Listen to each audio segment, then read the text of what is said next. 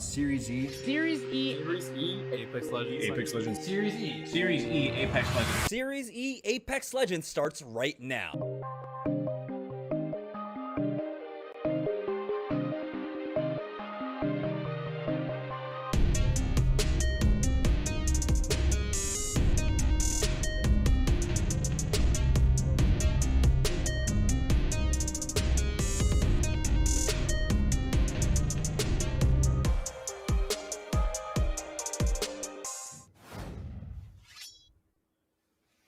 Welcome back, everybody, to Series E. This is the Season 2 qualifiers, and it's the final qualifier for this season. We have one spot left on the line. I'm James Jamerson Lee, and bringing you all the action, helping me tonight. Of course, once again, it's Tom T-Squared Taylor. Tom, how are you doing today? I'm doing good. One team. This is like as intense as it gets in terms of like being like an LCQ or just getting into Series E in general. There's so much up for stakes for all of these teams. That's right. Let's go ahead and talk about the stakes if we can go ahead and bring up the format. So for today alone, we have $1,000 in the prize pool, $700 going to first place and $300 going to second place. But that's not it. We said it was the final qualifier. There's one more partnered spot on the line tonight, and it's winner take all. And if you win, well, you're going to have 3 months of salaried play for your entire squad. That's going to be $750 going over to each player as you compete throughout Season 2 of Series E, with, of course, multiple chances to win even more money every single week. And it's all about surviving throughout the season. 5 teams were able to just wait out these qualifiers this time around while we try to find 4 more. And how we're going to do it, of course, we've got 5 matches taking place tonight. And throughout those 5 matches, it's all about getting as many points as possible, whether it be through placement or through kills. We'll find out. We're seeing a mixed bag of kind of competitive play so far in terms of how to get these kills or get these points, Tom. A lot of different comps coming in, a lot of different meta plays coming through, but it's all about getting your drop, finding where your footing is going to be, and kind of going from there. You don't want to be getting 50-50 right off the rip.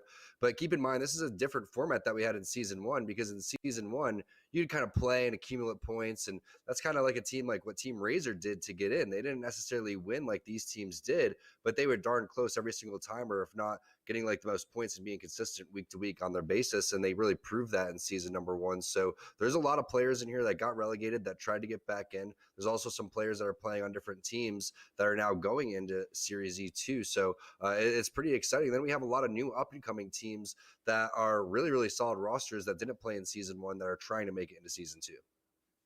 Yeah, and so far, the 3 teams that have secured their spots through our qualifiers, we had some nobodies take the win last week. We had Pony Gang and Farm Boys in week number 1. So those are the 3 squads that were able to secure their spots.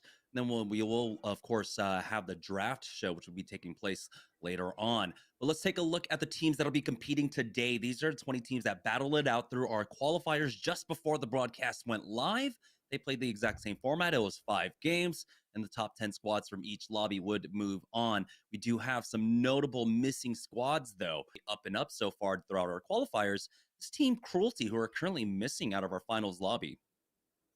Well, you have Flashpoint that's sitting in there, and you have South State. South State just got 3rd place in the ALGS. Team Superiors here with Rakanishu, who used to be on Team Rockstar. MST6 used to team with Bowser and Nicewig when they go and win their tournament back, I believe, and that was in the autumn or even summer circuit.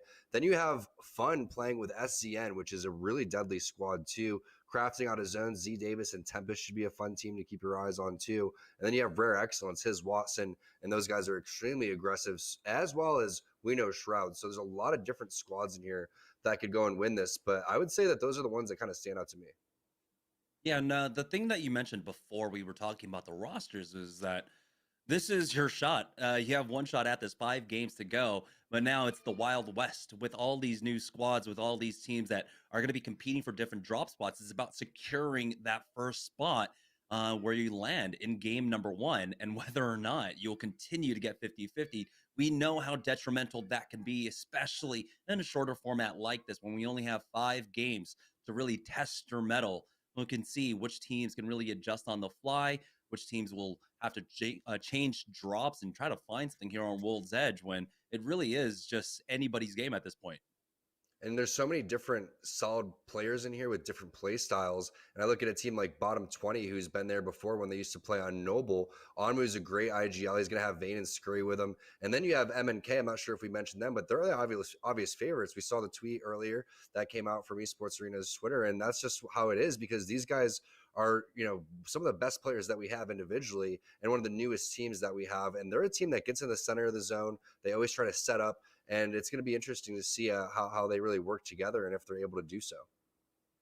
Yeah, I'm also looking at Team Superior. They've had some really good performances so far, just not enough to make it through the qualifiers, but they have made it top 3, top 4 in 2 out of 3 of our qualifiers so far. And they're a team that's dropping at Lava City. We know that for whatever reason, Lava City can be highly contested. The loot there is good, but of course, you are subject to kind of the mercy of the zone, and the zone of which has actually come into a lot of scrutiny as of late. We'll see how exactly it favors our lobby. Now, thank you all for joining us. We are still waiting to get everyone in the lobby and get this first game underway with so much on the line, especially heading into the ALGS. Well, finishing off their winter circuit and heading into spring eventually. Like, this is really important for the ecosystem of Apex Esports, allowing 9 partnered squads some sort of financial stability to try and compete with some of the best in the world. Yeah, it's a really big deal going on, and also becoming, a team that's going to be able to practice for quite some time and apply that to the different tournaments that we have going on, especially the ALGS that comes up. And there's a lot of ALGS tournaments coming through. So getting qualified and being able to practice every single day, 2 times a week, and playing against the best of the best is a huge deal as we take a look at where the landings are going to be, what the loot's going to be like, and what we have for Team Superior off the rip. You can see that they already got scans and they're fairly split. So that means that they're going to have Dome uncontested, which is a pretty big relief. And Team Superior, Joey Blackout, Prodigy Aces, they've been going Dome for quite some time. Yeah, we know how well they can play out this spot as well. Watching the circle pull down to the south, they can continue to play the Dome side as we have a fight over at Thermal, it seems. Mask, Davis, and Pride kind of funneled into the lower tunnel here. Davis, none of them have armor. This is the most surprising part. Mask has to back away now as Pride is the healthiest one amongst all of them so far. And because the fight is taking place so early on, it's not like Davis has his port to try and get them out. They have to try and stand their ground. Davis has gone down. It's Metro to pick that up. MST are right here to try and punish them. Mask will try and heal up, but Pride will be the next to fall, and he gets the 1 clip onto 6. But how much longer will he be able to survive? Not long at all. MST take that team fight win, and they have Thermal to themselves now. The reason that team fight win is so important, besides getting the kill points, is how fast it happened. You see 6 just charges right in there, understands the situation, sees they have no armor, but also they have 2 blue armors on MST side, so they're feeling extremely confident. And they're going to be able to take their time here, depending on where this zone's going to be, as Panas gets that scan for us on the Bloodhound. But you have a couple options. You could continue to loot, because now you know that you're pretty weak and you're going to have to hit these resources. So Thermal's so big that we see a team like Aim Assist, Solfide just kind of take their time, late rotate, and you're playing the Gibraltar Bloodhound composition, so you're most likely going to be late to the party anyway, as it's not that far. Thermal is not that far of a hike going on over towards Dome, but you know who's stoked about that is Team Superior. They're going to be able to loot and pick whatever building they want. Yeah, for MST, the rotation path, they can take this rather slowly if they want. Of course, they can move on over towards Tree and play the edge. This is what the composition really does favor towards right now as we join on board with Team Season. You talked about fun filling in for them here, as they do have a squad spotted out inside the middle of the map currently, as it looks like Season want to try and possibly get aggressive off this, or will they continue to just rotate now, hitting that balloon? It looks like with fun pinging on over down towards launch. They just want to make the rotate instead. Team Superior, though, in a fight. Lion is the first one to fall on the other side. Team Superior will go ahead and throw down that scan as Prodigy Aces and Rakinishu jump on over. It looks like the bubble was used for that res, and they hit for the purple as well. And so that squad's going to get away, but Team Superior, they're able to at least bully them out of this position and hold down the Dome for themselves. This is a great job by Team Superior, because eventually what's going to happen is all these teams are going to start to rotate, and there's going to be multiple teams trying to coexist right here as they spot out the player that's going to be down, and that's going to be the finish on the Lion there. But it's very rare to be able to own all this real estate so early, and they're doing a great job right now, especially without any type of long-range weapons, more of like 2Xs, flatlines, etc. As we see what Flashpoint's doing, Kubsky hitting some syringes. They're on the early rotate over towards Sorting Factory, but all this pushing and shoving that's going on, especially coming from Team Superior, is going to filter everybody in over here towards this choke by Sorting Factory. Yeah, hard funnel to the northern side, which is typically what we see when we have a hard pull of the ring.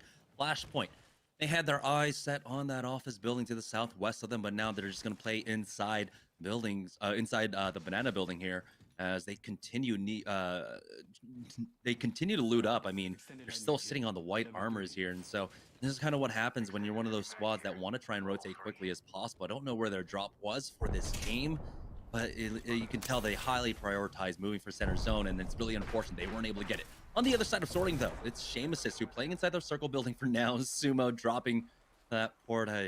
Yeah, I guess they were thinking, hey, we need to get out of here, and then that kind of happened. Little ring around the rosy inside of their own donut over here. Looks like we know Shroud's inside Sorting too, and everybody really posturing up over here. I wonder if it's because they don't have scans and they feel like this is going to pull over towards Sorting, but we know that this is going more over towards Dome. So the fact that Team Superior is just in front of all of these teams right now, this is going to be so interesting. There's going to be so much fighting happening over here. Yeah, that's what I was wondering. Who's the teams kind of in between all of this? And it's going to be Crafting out of zone. Z Davis and Tempest putting themselves in a pretty good position as Tempest gets the knock. Z Davis follows that up as well. That's going to be Team Flashpoint going down, and they're going to be able to get their Evo charges too. That's a great job holding this by Crafting out of zone, but I really just am curious why everybody is going over towards Factory. This is going to be absolutely insane, Jamer. So you have two teams right now with perfect positions on everybody. Yeah, this is excellent for Crafting. As you can see, they were able to pick up the first of the kills, really, for the game for themselves. They should find more and more, as this is one of those harder funnel points where teams end up rotating through. That's going to allow Crafting with the position, as long as they hold down that platform, to pick up more kill points along the way. You understand how important the kill points are as well. Typically, it's almost like a 50-50 split for winners from placement points and kill points, and how they gain their lead now as Breakfast Club are over here inside the banana building now, where Flashpoint were just a moment before. But oh, that's a big pickoff. Fun is able to get the knock onto Prodigy Aces, but that was with the sniper. Don't know exactly what the range was on that one, and if they'll be able to follow that up, or if they will be able to get the res. It looks like we swap over just in time. A bubble res is used by Rakanishu to get Prodigy Aces up. They're even going to throw down that defensive bombardment. Don't know how much use it will be, considering there's a lot of coverage there, but it looks like it is making some connects, or at least hitting ground at the very least. And that forces the team back, that forces the bubble, and it looks like right now Team Superior are going to have to coexist with this squad now. That's because it's a very skilled team that was able to put pressure on, and that's what you do is you get the sniper rifle. But we don't have time to talk about that because another team is fighting over here. That's going to be CNE inside the caustic gas. Doesn't realize what's going on because has a caustic of his own, wasn't sure if it was his gas. Now the portal has to come through. Bubble coming up in 1 second. Tossed it down at the right time, but another player is going to be at the door. Is he going to take that portal? We'll see. Serious Help doesn't even care. He's not watching the portal. He's going inside to heal. He says, emergency, get in here. We don't have time to mess around. We're getting chased big time. And MST, that's the pressure that a player like Six does. But he's also smart enough not to really over pursue and not worry about the third party. He's going to back off, reevaluate, let Pandas go and hit that scan, check the choke, make sure that nothing too crazy is happening. This Shame Assist is getting busy over here towards Sorting Factory. That's a nice 105 from Dank. And a lot of teams, again, still setting up over towards this building. I think this is the third or fourth team we've seen here. Yeah, and I like what MST is doing. They're right in the outskirts on the northern side. They know that the circle is pulling down to the south. And so they know that the late rotate teams are going to be moving through those chokes at about that time, and that's what they did. Finding out the squad, unfortunately, not really able to capitalize it, because we do have a fight, and you were talking about Rare Excellency, one of those aggressive squads, his Watson, Kuhn, and company, are able to find almost, it looks like a nearly full team wipe. That Fruit Ninja going down along with one more on that squad. MST continuing this push, though, as Panders gets in. Messiah will be taken out. And now MST are sitting with 2 blues, along with a purple on Panders, and a lot of loot to pick up.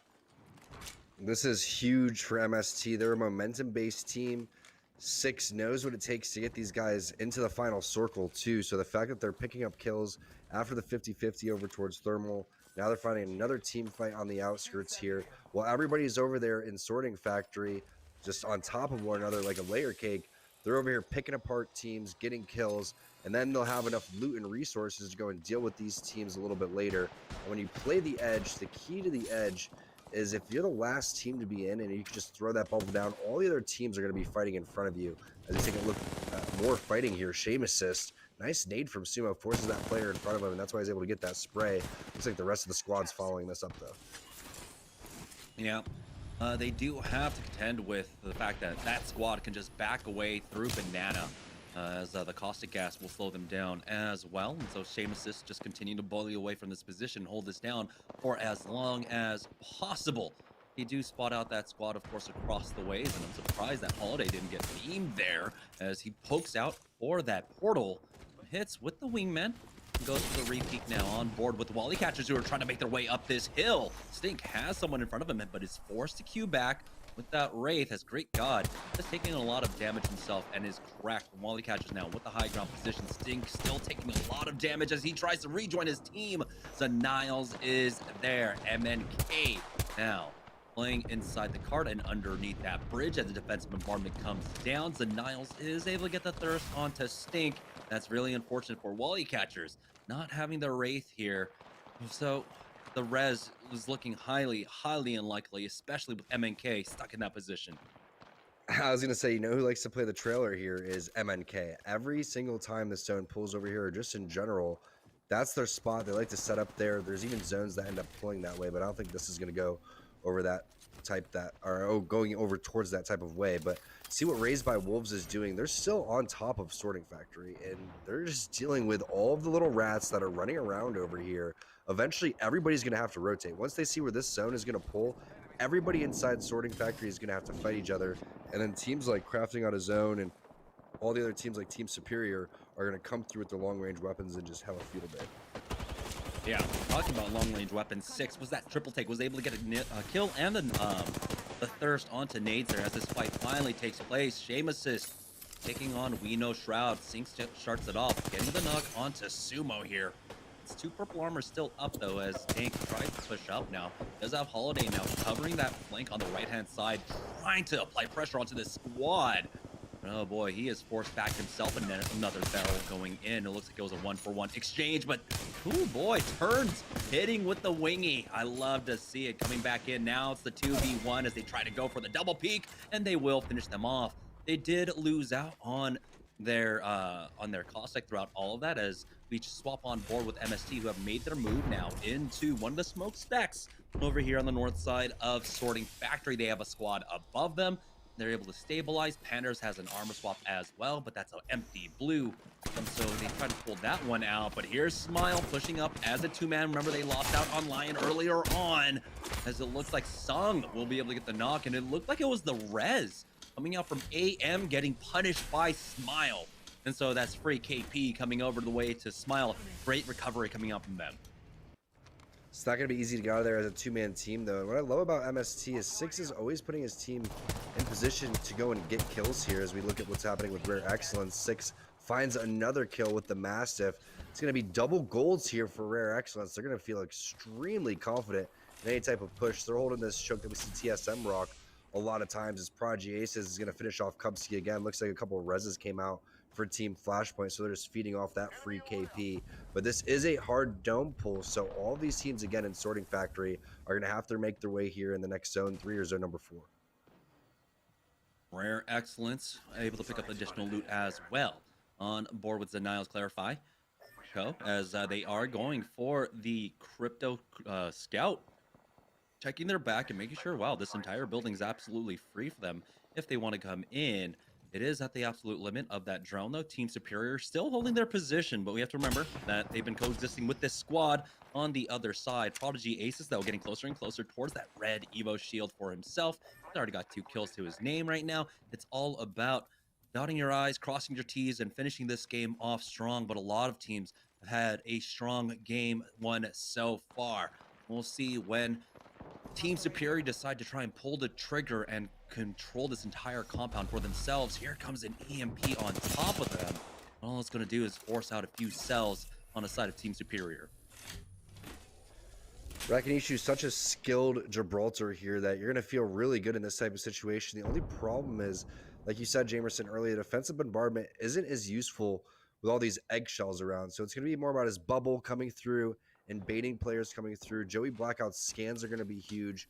Most likely not going to need a portal from Prodigy Aces, so he has to just continue to charge that Evo shield up like you were talking about, get that to red, and just be a force over towards the back end of this map here. They were able to pick up a couple of kills throughout all this. A lot of times when you're stuck in the back here, you're not able to do any type of damage. You're able to just sit back and get kind of bullied, but they have great loot here, and they also have a decent amount of ammo still. That's going to be the key, is they have all the resources still. MST making their move once again, just playing on the edges. That has been their MO for game number one here, especially off that 50-50, slowing down their rotation. Now they do spot out that Wraith going for the Q, and as soon as she comes out, woohoo, raised by Wolves. We put down into the ground as Team Crafting on the other side of that valley, though. So it might be a head-to-head versus MST very shortly here. We'll find out in just a moment. Just Crafting now peeking out the side. They've got a squad behind them as well. Kodagami will get finished off by Z Davis. And that G7 Scout nades coming in, though, right on top of Z Davis, narrowly missing that one out.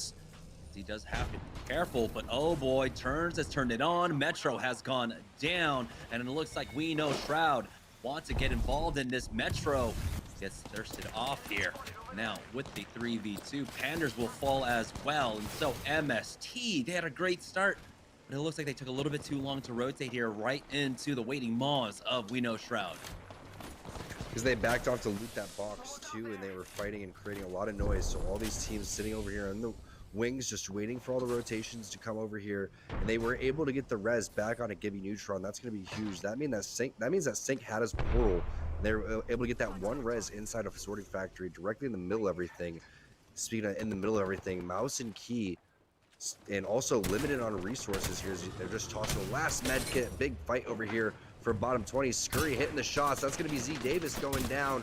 Armor swap comes through too. It's going to be a double armor swap. Bane should be able to get that one, and he does. Great team fighting here, but the third party is perfect by M&K.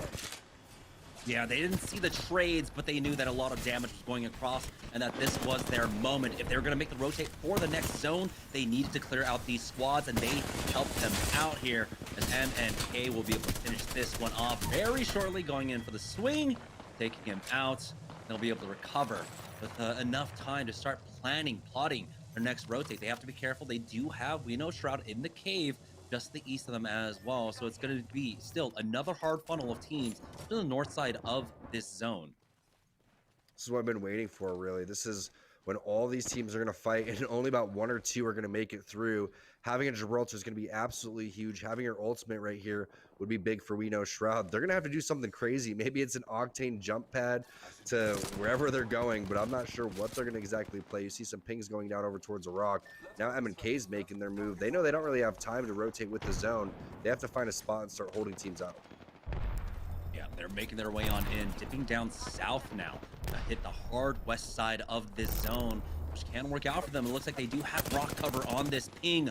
Beautiful scouting out by the squad. Smile now down to just Casellas here as he's trying his best to survive. He was able to finish off 6, securing himself top 9 at the very least. But Casellas will go down to Cheesy Potato. There's a defensive bombardment right on top of M&K that has ended just in time. Zanile surviving with about 5 HP, and M&K are going to be able to utilize that spot for a moment to try and heal up. But here comes a Nox Gas Grenade connecting onto all of them. Zanile's instantly goes down as Bronzy coming up clutch with that Nox Gas Grenade will be able to finish him off. M&K going down, and we're seeing again the strength playing center zone early on.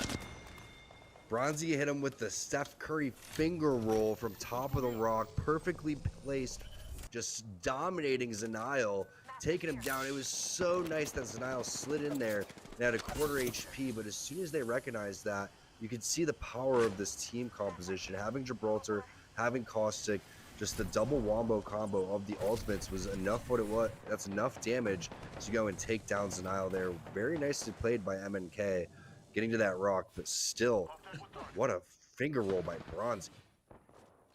Yeah, we are down to the top 7 squads here, and it's all healthy until Pride gets a knock on to need serious help, as Team Superior now have, well, they've got roommates in this building, and you can see Prodigy Aces, he was able to get that red Evo shield, never actually swapped it off with Rakanishu to try and work on another purple, at the very least for the squad. I'd like to see them do that, and I think that might be the consideration, as he did look back at his Gibraltar here, but the zone continuing to pull into Dome this time around, as we know Shroud using the Octane Rotate, getting aggressive. Sync gets the knock onto Blur. There's a second onto Q, and it's his Watson to try and survive, but they lose out on their Caustic throughout all of that. And oh no, looks like Sync will not be able to hit that Q fast enough. Turns fast on that Octane, but now he needs to continue to get in. Prodigy Aces, though, has been cracked as he backs away into the dome of his Gibraltar here to heal up. Looks like they try to make a play, but Turns ultimately goes down. We are now down to our top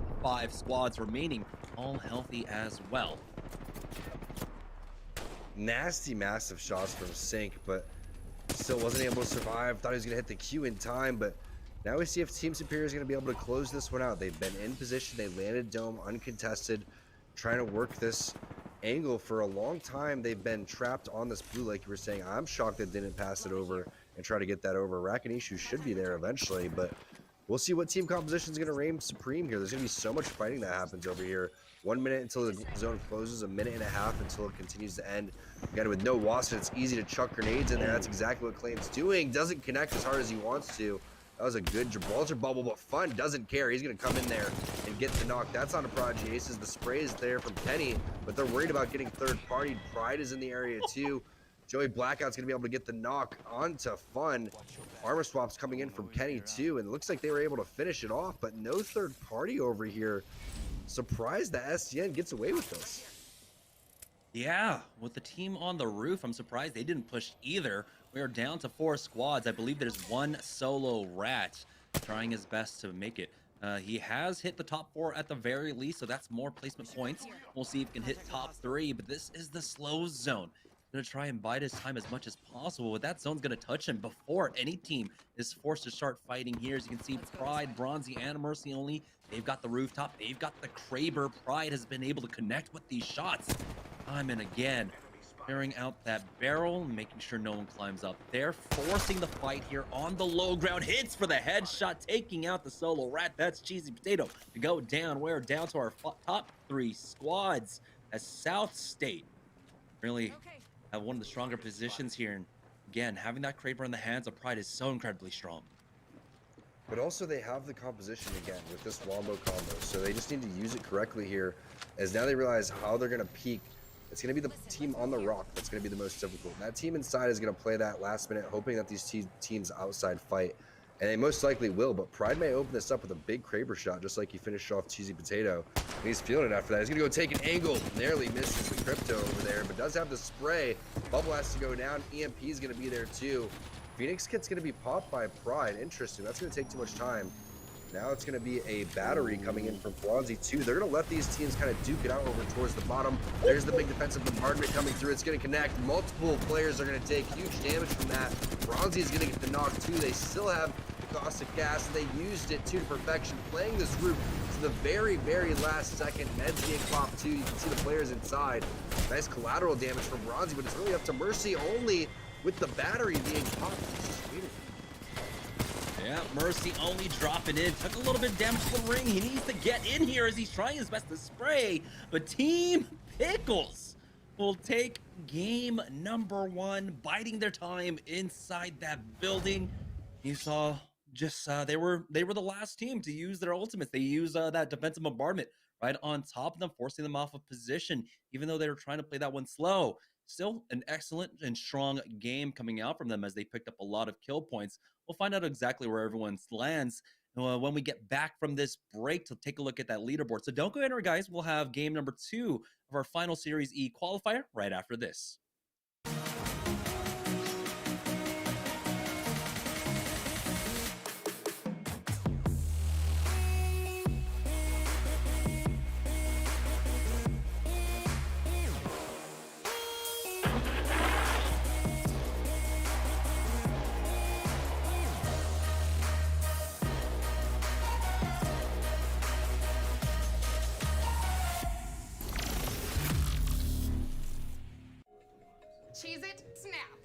that taste? It's so thin, crispy, and cheesy. And I just want to keep eating it. And eating it. They love them. Snapped. So good we may run out of cheese.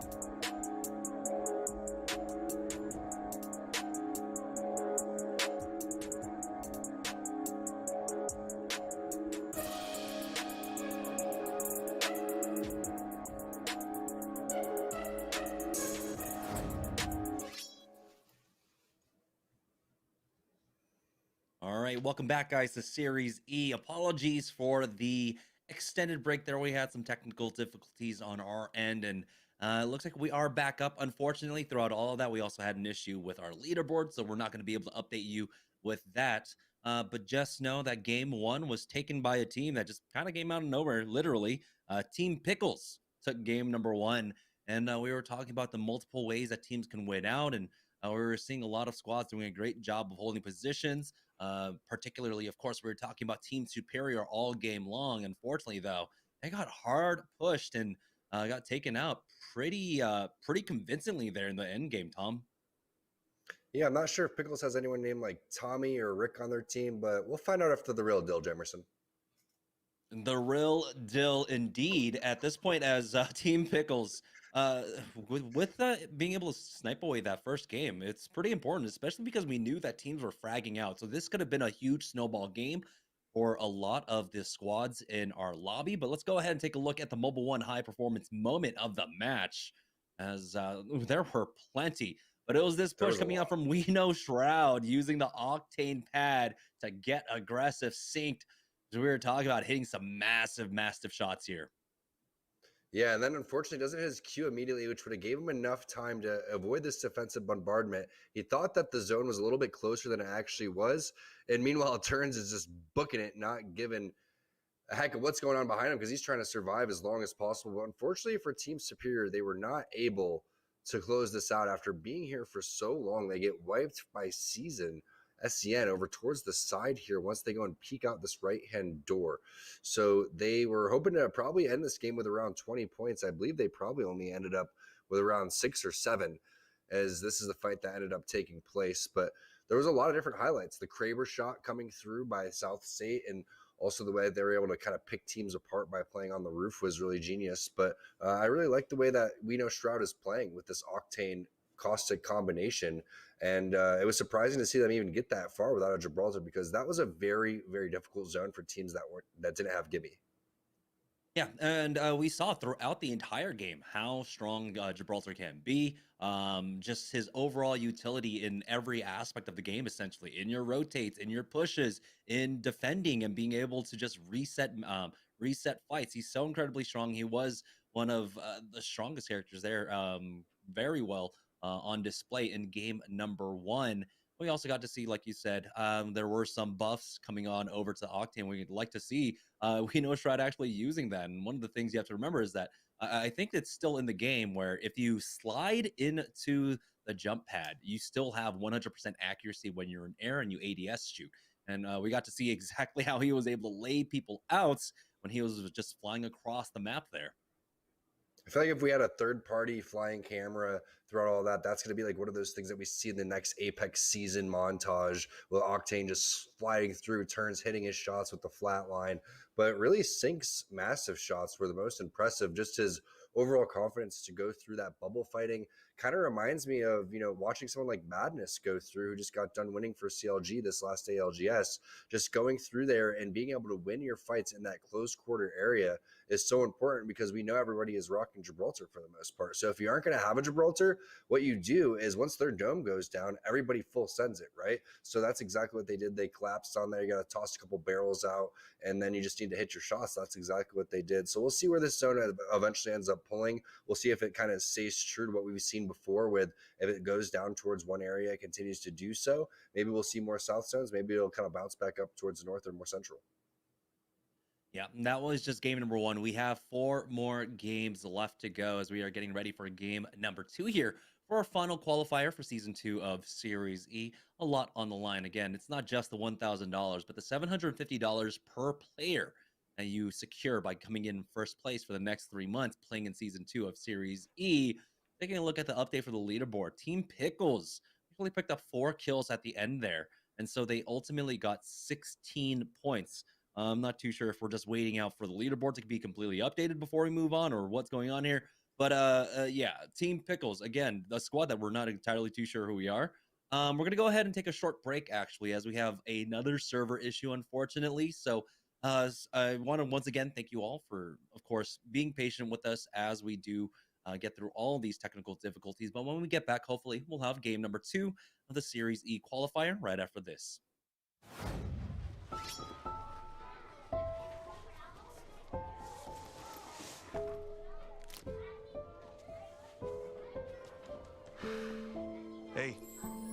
Shake it, kiddo.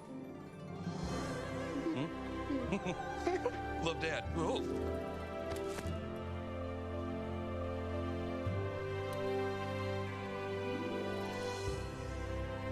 I've got this. Kellogg's Rice Krispies Treats. A little love when it's needed. It's Kellogg's, Fruit Loops, Apple Jacks, Corn Pops, Tiger Paws. They're Jumbo. Jumbo snacks, snack time heroes. Go take them on the go. Cereal, magnified, showing up for snacking time. Jumbo snacks, snack time heroes. Go take them on the go. It's Jumbo. It's for snacking. It's Jumbo Snacks.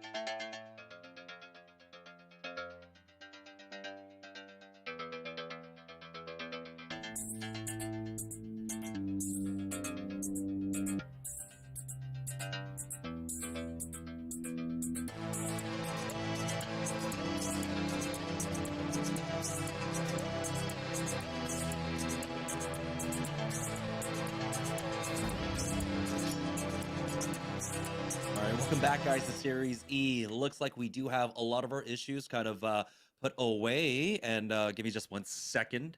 But yeah, we are back. We're getting ready for game number 2, but let's go ahead and take a look at one of the most beautiful leaderboards I've seen in a very long time. And I call this beautiful because it is like satisfying my OCD. Take a look. South State currently tied with Pickles, but Pickles should have the lead because they do have the game 1 win at 16 points.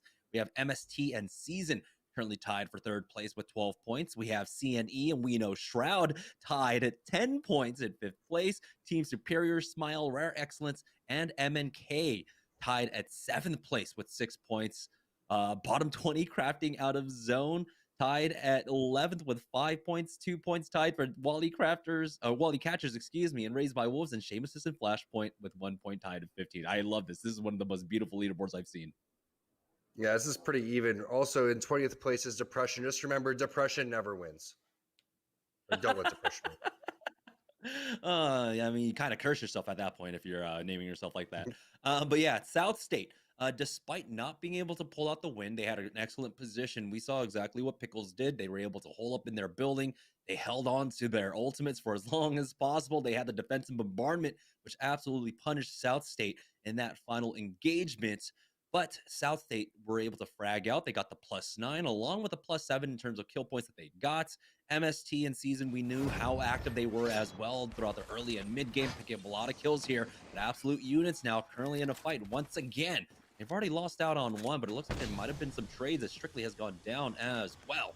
So this fight will continue on. Fat Fruit Ninja, though, gets dropped on from below, and he turns around just in time to take out Messiah. And it's going to be absolute units this time, taking the win over here at Epicenter. But hey, guys, Lifty needs to get res. Go res him. Not only that, but you land at one of the more poor places, so you don't have enough resources to go and waste all your ammo like that unless you're switching guns. So that's why he picks up the EVA 8 there. But now the ping's going down, and they're probably predicting where this zone's going to be. Unfortunately, right now for Flashpoint, while you're rocking this crypto and you're over towards Harvester, you don't have any beacons to scan. So if they picked a different spot, that would have been great, but they're going to pick a central area, which is still going to be solid overall. And we'll see. That's a turbocharger with the Havoc there. Someone has to take that. Very rarely are going to find that one, but there is, it looks like Kubsky is going to be the one that goes and takes it. But yeah, there's the ring pull, and it's going to go more towards the north. So this is going to be exciting. Teams that now had that easy rotation from the south have a little bit more work to do. And now you see CNE coming already for an early third party, even though that fight ended not too long ago. Yeah, so they're a little bit late here, as you can see, but they do have the team split up at the very least here, hitting for the 16 onto 1. Seamus is coming in for this as well, hitting onto that squad, forcing out the bubble early on. Seamus is sliding down now. They've got a team in their sights. That's CNE here now, who are looking for the third party, but they themselves are stuck inside the bottom of the tower. We'll see if Seamus can make this entry in. It looks like they will split to the left, one on the right now. Sumo going into the wide. Sweet hits for the 81. Oh, the Hemlock shot's connecting now, forcing out the bubble early on. The rest of Seamus not quite ready yet to push in. Arcstar forcing them away from that doorway as Dink actually gets hit. And here comes the peek out from Z Proficiency as he picks up 2, turning around this third party. CNE take out Seamus with ease. After that huge spray, I'm surprised he doesn't send it right there, and they allow them to heal. They back off. The rest of the team doesn't push in. Had to be because the caustic barrels that were laying towards that door, and it was. But if they just kind of swung over towards the side and protect each other, it would have been a much better situation. As we see Flashpoint starting to make their rotation through, very quick and early rotation. They also got the scan that they were looking for, even though, again, that Harvester doesn't have one. So going to kind of pick up the scraps from whatever was inside of that, and it's looking like a possible train ending. Not quite sure if they're going to set up over towards train or continue to push a little bit. The sniper pole is always another popular ending. There's that blue trailer, blue truck out there over towards that northwest side too. We'll see if we get an overhead of the map and then exactly where all these teams start to set up. That should give us a good idea where it's going to be. EMP is going to be used by Flashpoint here, and it looks like that's just to try and get away from the squad, but they are still disconnected. Ooh, synced. Is able to take out Helping, and unfortunately for Flashpoint here, they get caught on the rotation despite the use of their utility there. Now we know Shroud are looking to pick up these early kill points, and they do have the top of this building as well, looking for the rest of Flashpoint. Just pay attention to Sync and his amazing map movement as he just continues to put on a clinic with his mechanics. Pickles now, after their fresh win, looking for some KP over here, showing that they can skirmish with the best of them on the outside. Looks like they are going to get Sir Liftslot, the knock with the Spitfire. R9 coming through for Crunchy. We'll see if he's going to be able to connect with it. Icy still is adding pressure over here with Bone, and they do have this player over towards the rock, so they're going to back off just a little bit, reset. They also have another fight going on over towards the side. Portal probably going to be used for Sleepy Panda. It looks like he's just going to dip out, and they're going to leave that. Sleepy Panda, 1 HP. They're not going to be able to connect. Fat Fruit Ninja fairly weak as well, but looks like they did get through the portal, and Sir Liftslot may have a little bit of that portal glitch where he's hopping fast. And we also have Sir Lifty going down once again. There we go. Actually getting thirsted off. I believe Kupski went down to We Know Shroud throughout all of this as well. So still a lot of fighting here on the northeast side of the zone as Rare Excellence are making their way on up, able to pick up a lot of loot. So you have to imagine this is a squad that's probably running over by trials, picking up the double golds once again. They've got a squad looks like stuck inside on the other side of this area, but they're able to make it to safety, and they will just be able to heal this one up for now. As Kyun hoping the ultimate excels for himself, surprisingly enough. I mean, it's a pretty low cooldown for that black hole on the horizon. I would imagine it goes over to his Watson, but it looks like they want to prioritize quite possibly just having that extra CC in the next fight.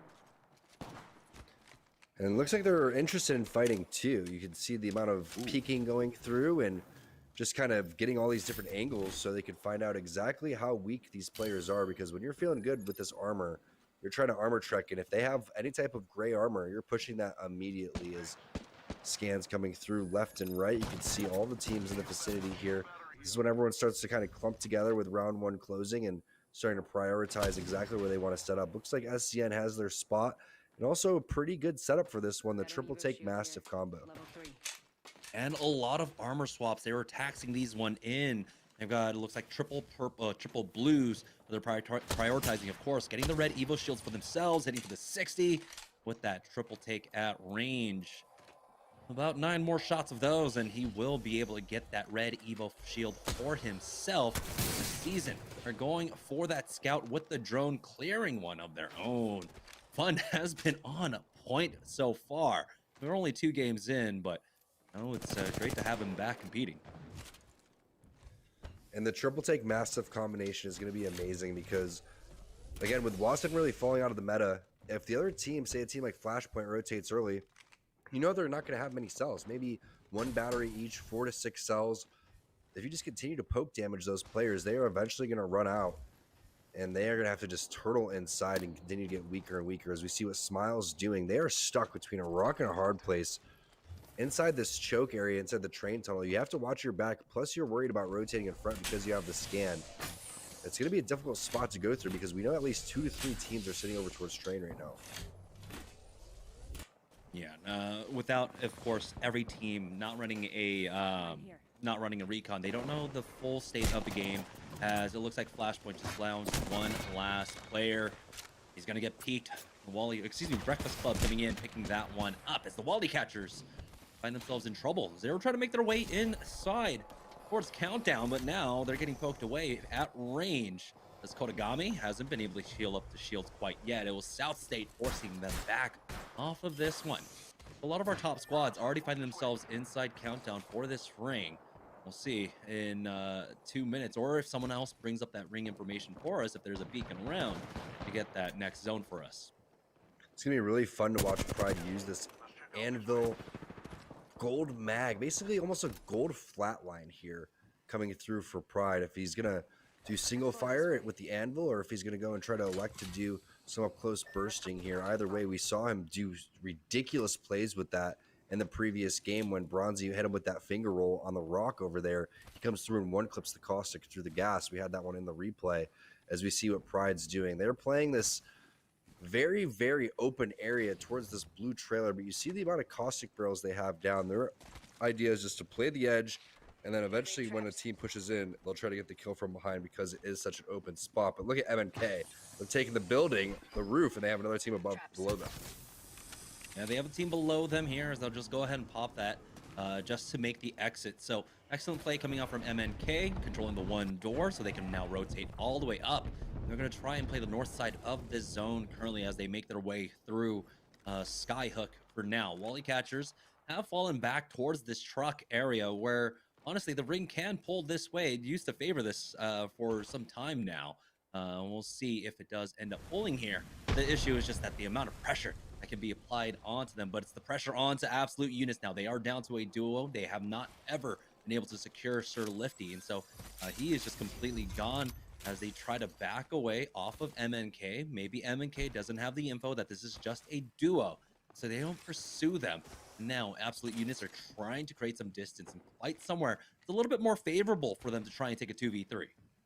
Exactly. They don't know it's just a duo, and this early in the game, you're not really expecting a team to do so, but that's just great pressure from absolute units. You have to kind of show and work together that it seems like there's more than 2 players on your team here. But that's the spot that they wanted to rotate because they understand where this zone's going to pull and how difficult these other chokes are going to be. So if you have to go through the train tunnel area, or excuse me, the bolt tunnel, you're going to end up most likely facing a caustic team, and that's not going to end up working. If you go over towards the other side, you're basically going into an area where there's tons of low ground, but there's other teams thinking the same thing. Big spray with the 3x Havoc there. Great recoil control for Fat Fruit Ninja. That's going to give him the purple armor that he's going to go and continue to push on. But this looks like it could be a team that's a little scared. They also don't know this is a duo, Jamerson, so great job by Absolute Units playing big with just 2 players. The scan did come down on top of Absolute Units, but of course, with the distances that they're getting scanned at, that third could have been just out of reach for now, as Sleepy Panda does check that flank once again. With this zone closing, though, they are committed over towards the Skyhook side. They'll still have multiple rotations if they want to go ahead and push through tunnel. They have a team in front of them, but they could also swing wide over towards that Lava Fissure side instead, but they are getting shot from there, and so it looks like that option now out of play. So their only play might be to go through M and K, who are standing above them, or excuse me, in front of them inside those buildings. Yeah, it may have to be some sort of portal play from Absolute Units, but you're kind of torn between playing big and also kind of waiting for teams to rotate in front of you so you could go make a big play, as they're using the drone to kind of loot here. So genius play.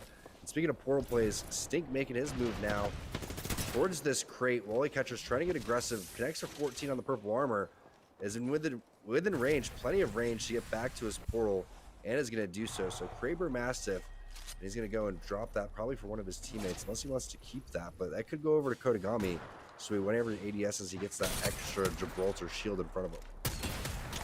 Yeah, it's crafting on the other side of this fight here. That was an excellent snipe coming out to pick up that gun at the very least now. But Kodagami is not the one with the Kraber. He's the one with the G7 Scout, forcing them back. Tempest going with the scans as well as another squad shows up. It's going to be CNE. And so now crafting, they have to get out of dodge. They're about to get pinched. They can fall back into this tunnel, but that might just lead them further and further into another sandwich. Sandwiches on sandwiches for them at this point. We'll see how they survive this one. There's still 1 minute and 30 seconds for CNE to try and turn the screws on to them, but they're still worried about their back. There's a lot of ground to worry about here, and so they're doing a decent job, and they will be able to walk in with this zone with some playable spots, but they need to start kind of thinning out the herd on this side of the ring.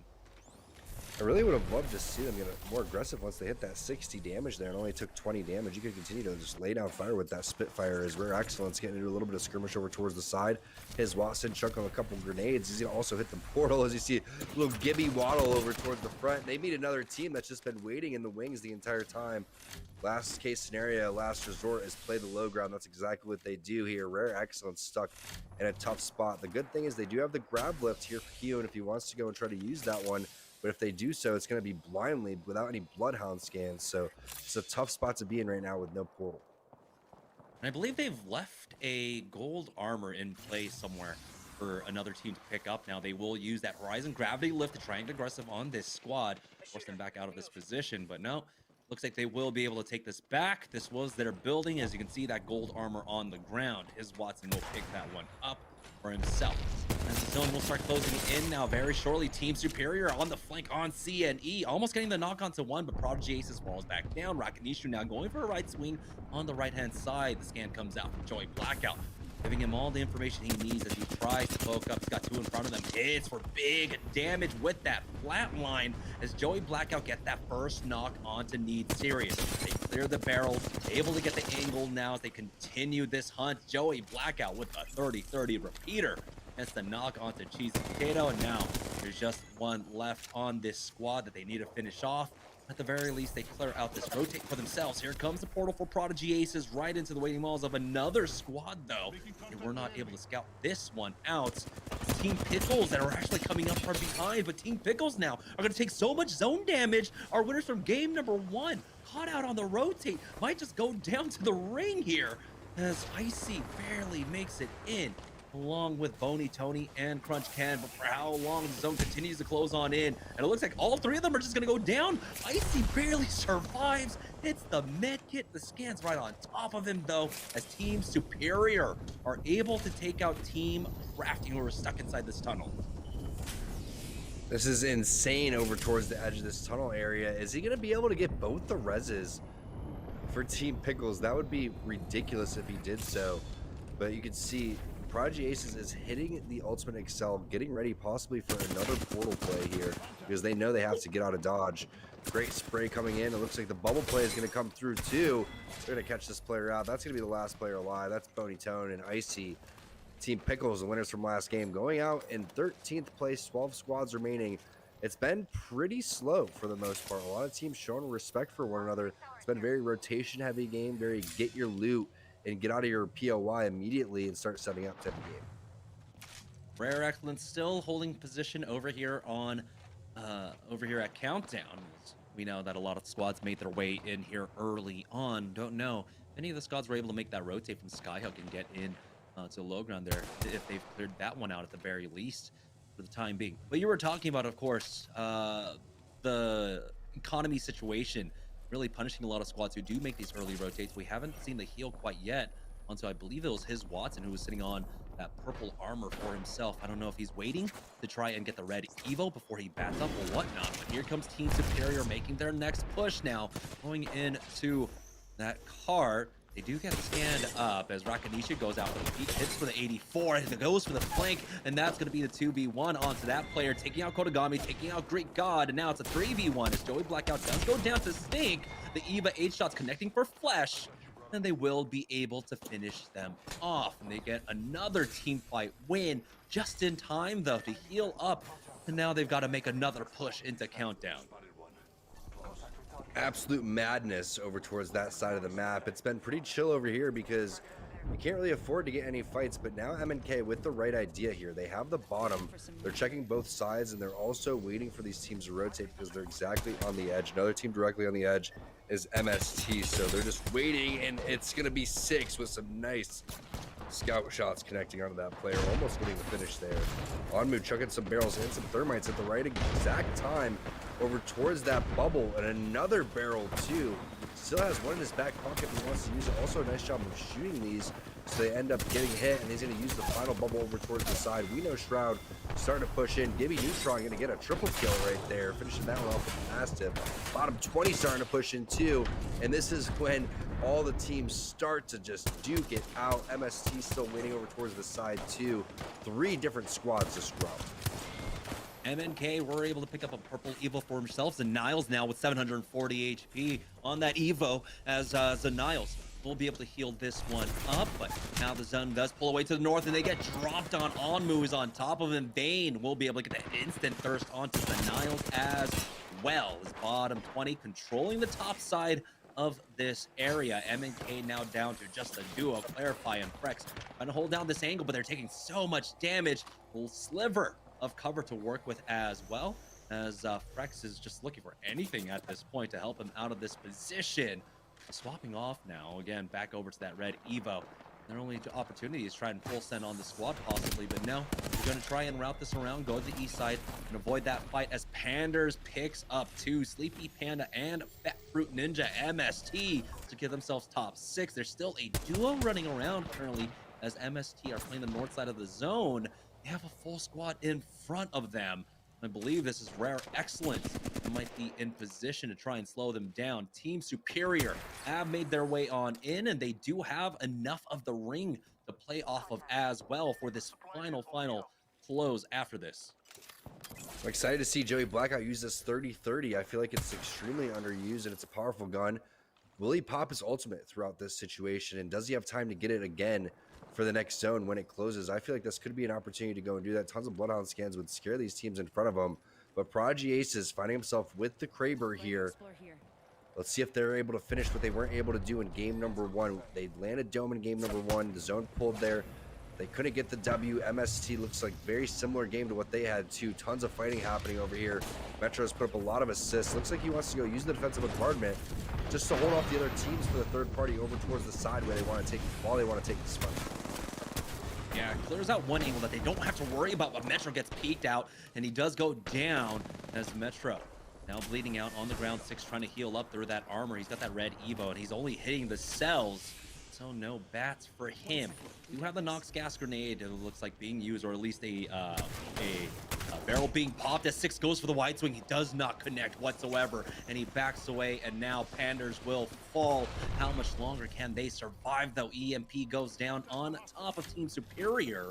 We still have 50 seconds before the zone starts closing. Nox gas grenade right into the bubble, and Prodigy Aces is forced to push out. Rakanishu will go down. Joey Blackout finds 1, but it's going to be vain to pick up all the kills for his squad, taking them out. And despite the heroics of Team Superior, ultimately, this final push on the east side will go down as bottom 20 secure the east side for themselves. They get scurried back on up, and they will pick up this loot as MNK are trying to battle it out here on the low ground. Clarify will throw down that Nox gas grenade before his dying breath. He actually forcing them back completely, allowing him to bat up and stop that push as Frex, throughout all of that, gets a knock onto one of Rare Excellent, but as he tries to push that bubble, he will go down. We have the defensive bombardment being utilized as well. We're down to our top 4 squads.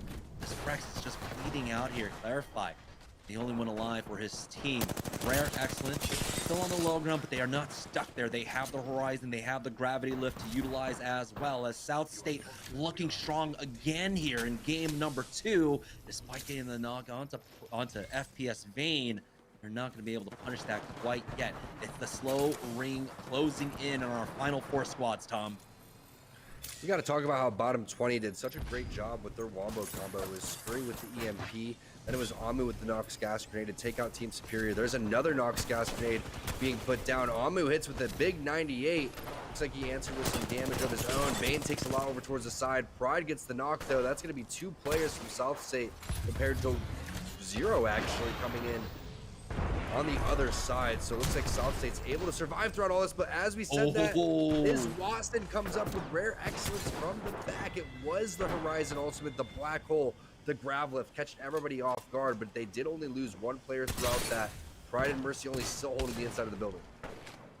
And we still have the rat left for that 1 squad remaining here, as Rare Excellence are able to recover at the very least and heal up. Hyun popping that medkit inside the bubble. It does dissipate, and so he will have to go for the full channel off of it. And 25 seconds as this ring closes in closer and closer onto our final players. Vayne finally gets thirsted off. It's still a 3v2 here as Amu pushes up. Mercy goes down, and there we go. Rare Excellence with the push out will take the win in game number 2. But that's still South State being able to get 2 excellent finishes in a row.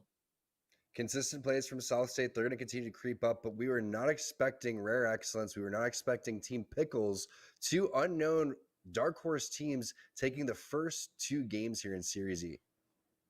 Yeah, and what a way to do it as well. We had a very nice spread in terms of points going into the second game, but I think a lot's going to be shaken up here as we head into game number 3. We're going to take a short break, but when we get back, we will have the continuation of our final qualifier here for Series E Season 2. So don't go anywhere, guys. We'll be right back.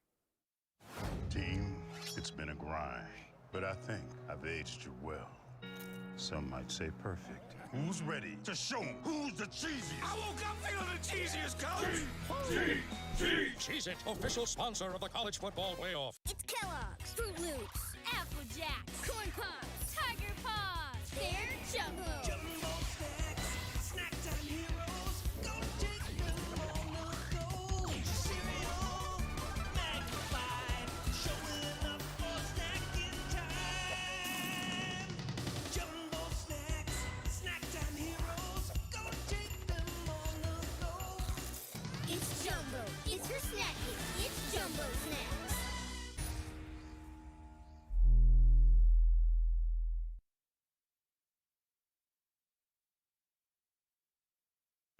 To make the ultimate gaming mouse, it needs speed and stability. It needs to be precise and instinctive.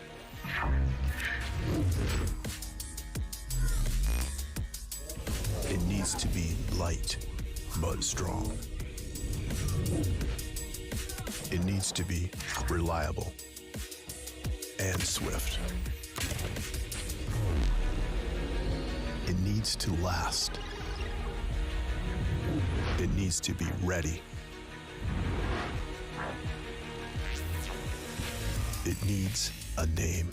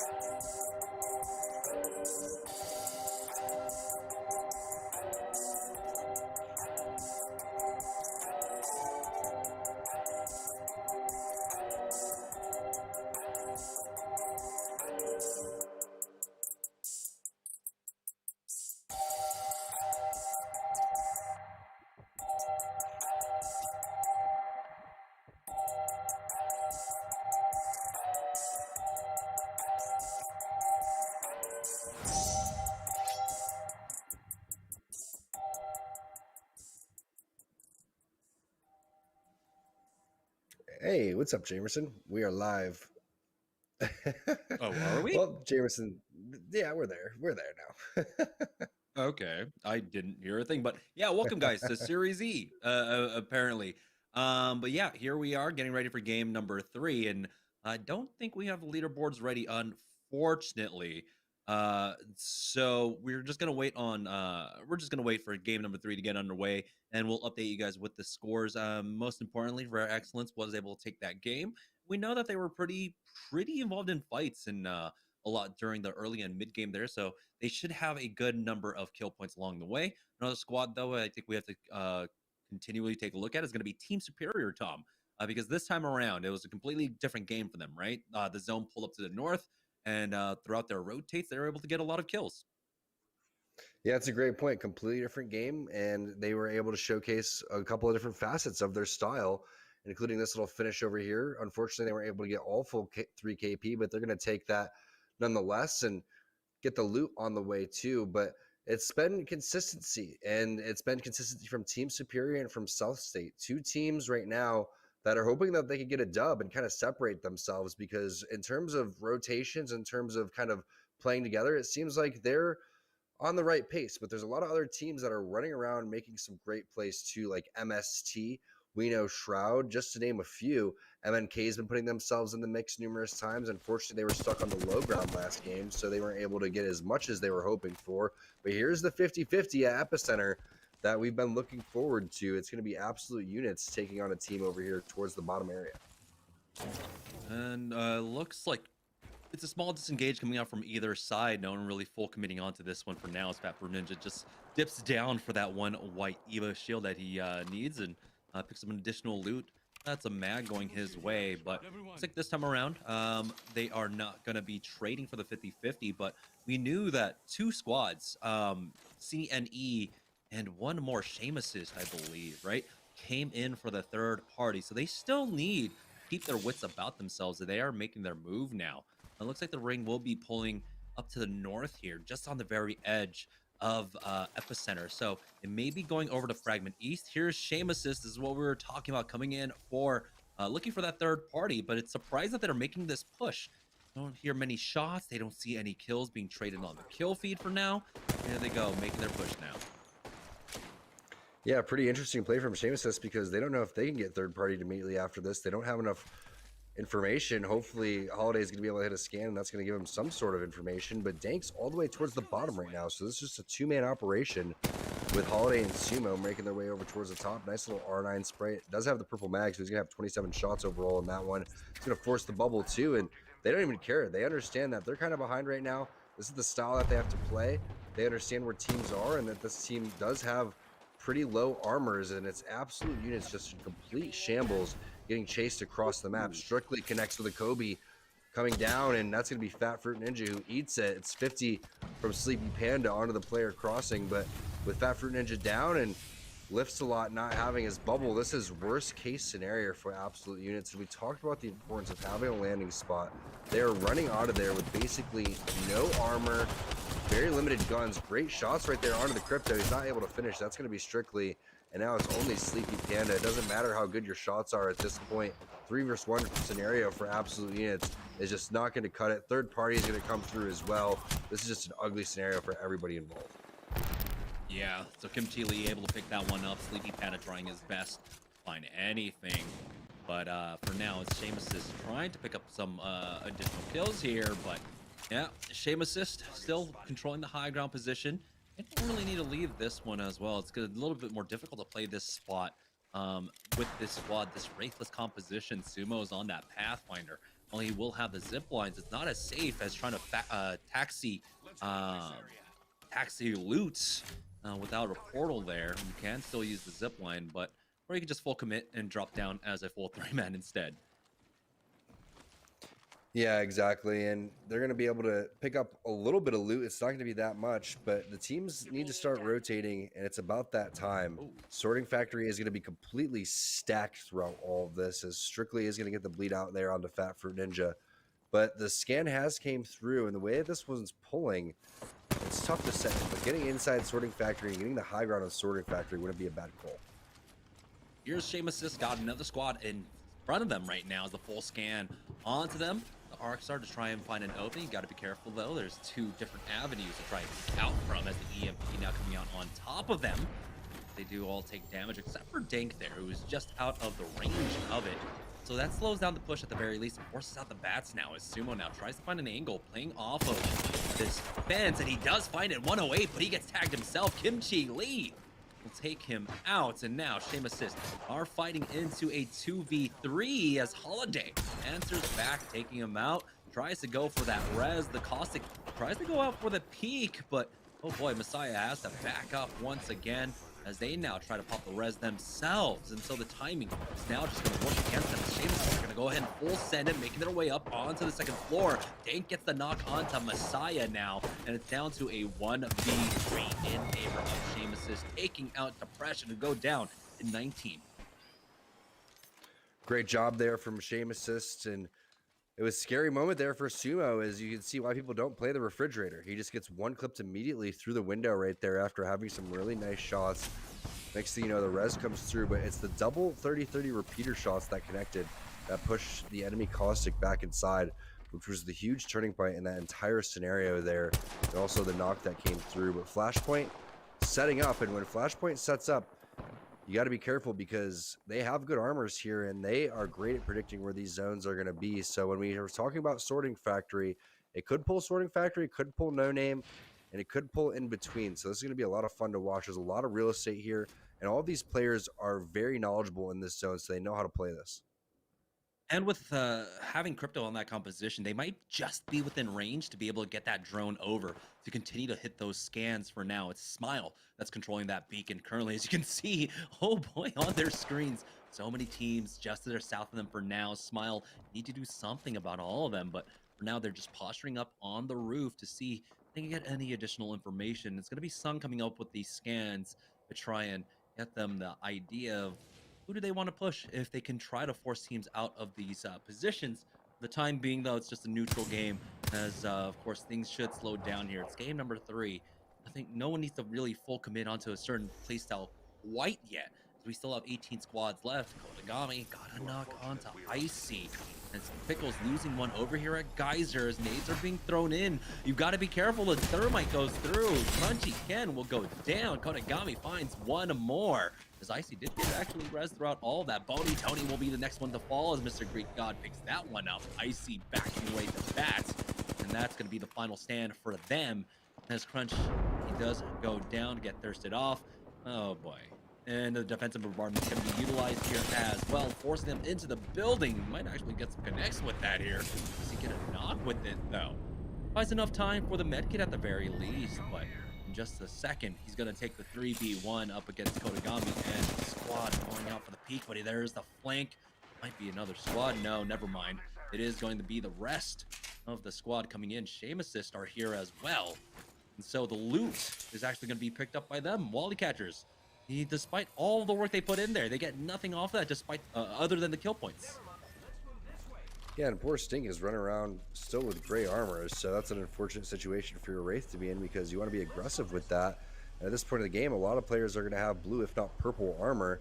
No one's going to be close enough to have enough damage for red yet, but teams are setting up over towards Geyser because you kind of just hope and pray that it's going to pull over here at this point. You can't really rotate over towards where No Name is, where Flashpoint is, etc., because it's such a tough ask to go and run up that hill. So what you're doing here is you're setting up over towards Geyser, hoping for maybe a 5, 10, 50% chance pull that it does go away from that No Name area where all the teams are setting up. So this is a thought process between these two teams. It'd be surprising to see them fight until they get more zone knowledge. Yeah, and, for now, of course, they do know that there is another team in the area at the very least to their east, but they have to watch out for the teams that are coming up from Lava City, coming up from Dome as well. Just play this building as best they can. And they're playing pretty spread out. I think almost maybe a bit too greedy, trying to take control of this entire building, especially with Sync still sitting on that white Evo shield. It's South State actually controlling the north side of this zone. Can't imagine too many teams are going to be rotating through this choke point in particular. There's still a choke point to their west that they could play off of, maybe go through Harvester as well, make their way into Sorting Factory. But South State, again, sitting on some great armors right now. You got the purples for Bronzy and Mercy Only. Pride's got that gold. Mercy Only not able to connect quite yet with the G7 Scout. He's still 700 damage away from getting that red Evo shield. I really like that angle that show state that South State has because of the fact that they are banking on either side there. They are wondering if it does pull Geyser, we still have this choke. If it goes back over towards No Name, we could rotate this way, but it's necessary for a team to go and hold that choke because if it does go and rotate over towards the other side, over towards No Name, then what they're going to do is they're going to force all of those teams that were down into Geyser up that hill to where Flashpoint is in their building, which is going to kind of create the butterfly effect and create opportunities for Team Flashpoint unless multiple teams push that at the same time and they get third-partied. So here's the fights happening over towards Sorting Factory. Keep in mind, there's at least 3 to 4 teams in this area. This might just be Pride trying to at least secure a spot in the building, and they will be safe basically in the center of the zone here. As the barrel, long distance, actually connects onto one. He's getting some tick damage away with that as well. And so they know that another team's involved, so at least 2 other squads. As Flashpoint are making their entry now. They've got the Nox gas grenade ticking away. There's one player inside healing up. That's the Bloodhound. They get taken out next, and that's the instant thirst coming out as well. The finisher is going to be utilized there to make sure he cannot get through that portal. Genius. Very rarely do you see players pull it off that quickly, and he's able to do so. It's not the most difficult move. The guy's obviously down on the ground, not shooting at you, but it's just great presence of mind to not let that player go through. Most importantly, you get the kill, and then you get the loot that stays on that side. Looks like Davis gonna have to pop that Q and get back into safety here, as Pride is really stuck in this corner in this office building. It comes down to basically Junior Claw every time these barrels are up, putting them down in that same exact corner. And then when Mass needs to, they're going to go and pop that bubble whenever grenades start to fly through. But that team should be pretty low on grenades at this point. I'm sure they've chucked all that they could and are saving a couple for endgame if they do have any left. And we did see a zone scan. And it doesn't look like it's exactly where Flashpoint was hoping. It could have pulled away and went more towards Geyser. Here's Absolute Units now playing on the edges of the zone over here at Harvester. They got his team rotating through now, through the ring. They're going to try and give chase. Fat Fruit Ninja in that drone, try and spot them out. But they are pretty deep inside Harvester, and he might actually run out of range very shortly here. The pings are coming out. They do get visual scans on them, at the very least. They can continue to try and chase this and try to, of course, gatekeep this squad. It's the second ring, and so they're taking decent damage, forcing out a lot of utility from this team, at the very least. Hitting them up with the EMP as he just gets out of range with that.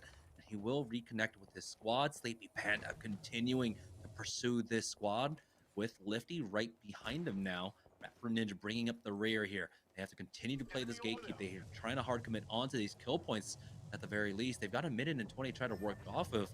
It looks like this squad might have made the full wrap all the way down to the south side.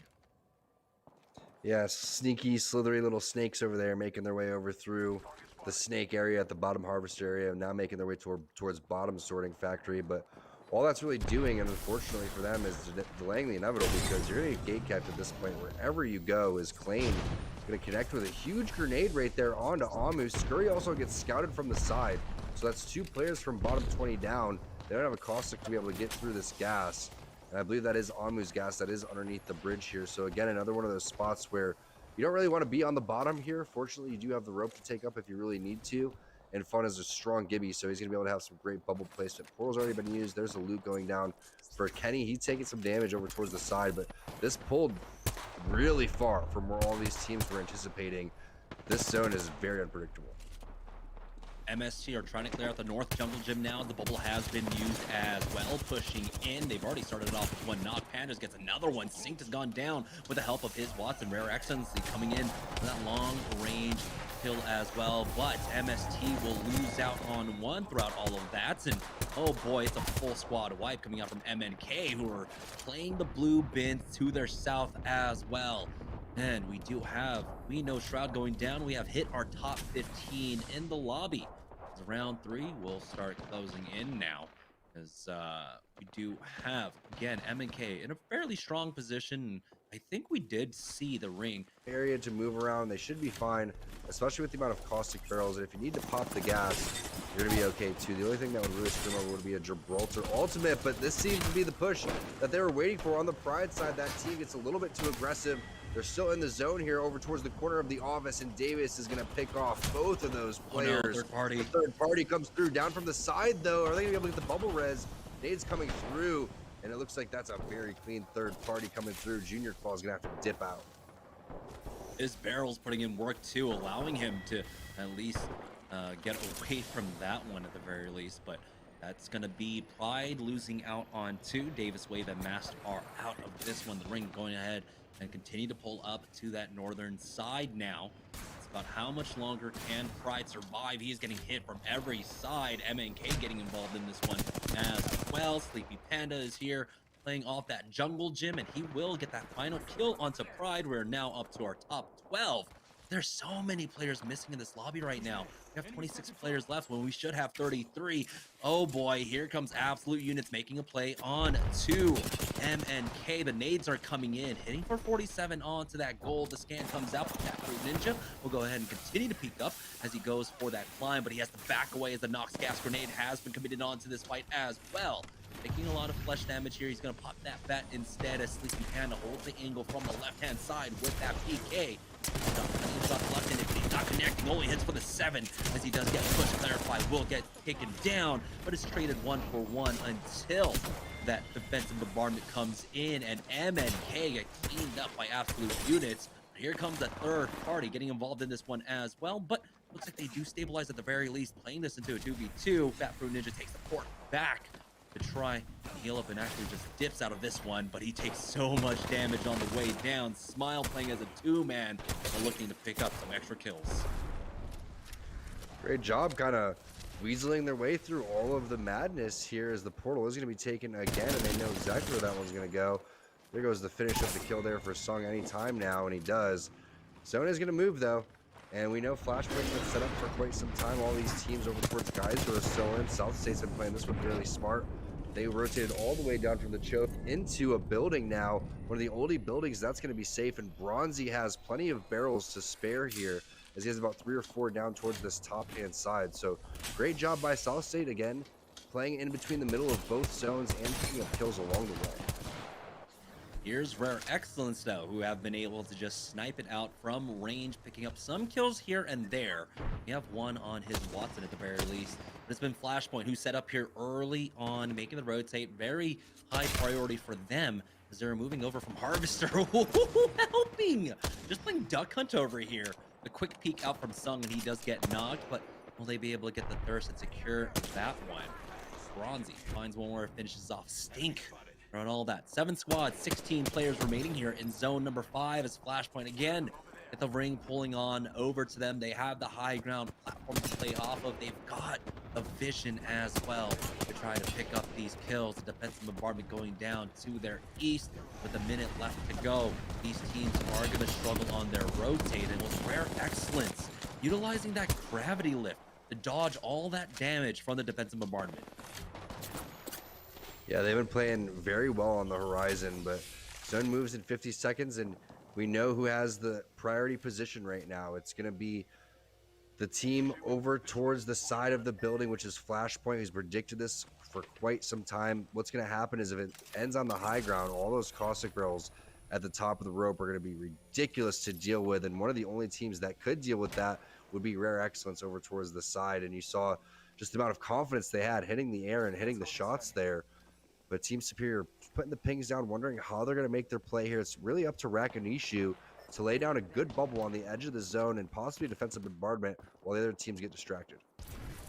Here, South State, though, setting up that front for themselves, and they do get into a spot. Bubble has been forced out by Flashpoint by another team, and they're just looking to pick up every single kill point that they can here. Knocks gas grenade right on top of this team, and oh boy, Z Davis gets taken out. He was a rat going down.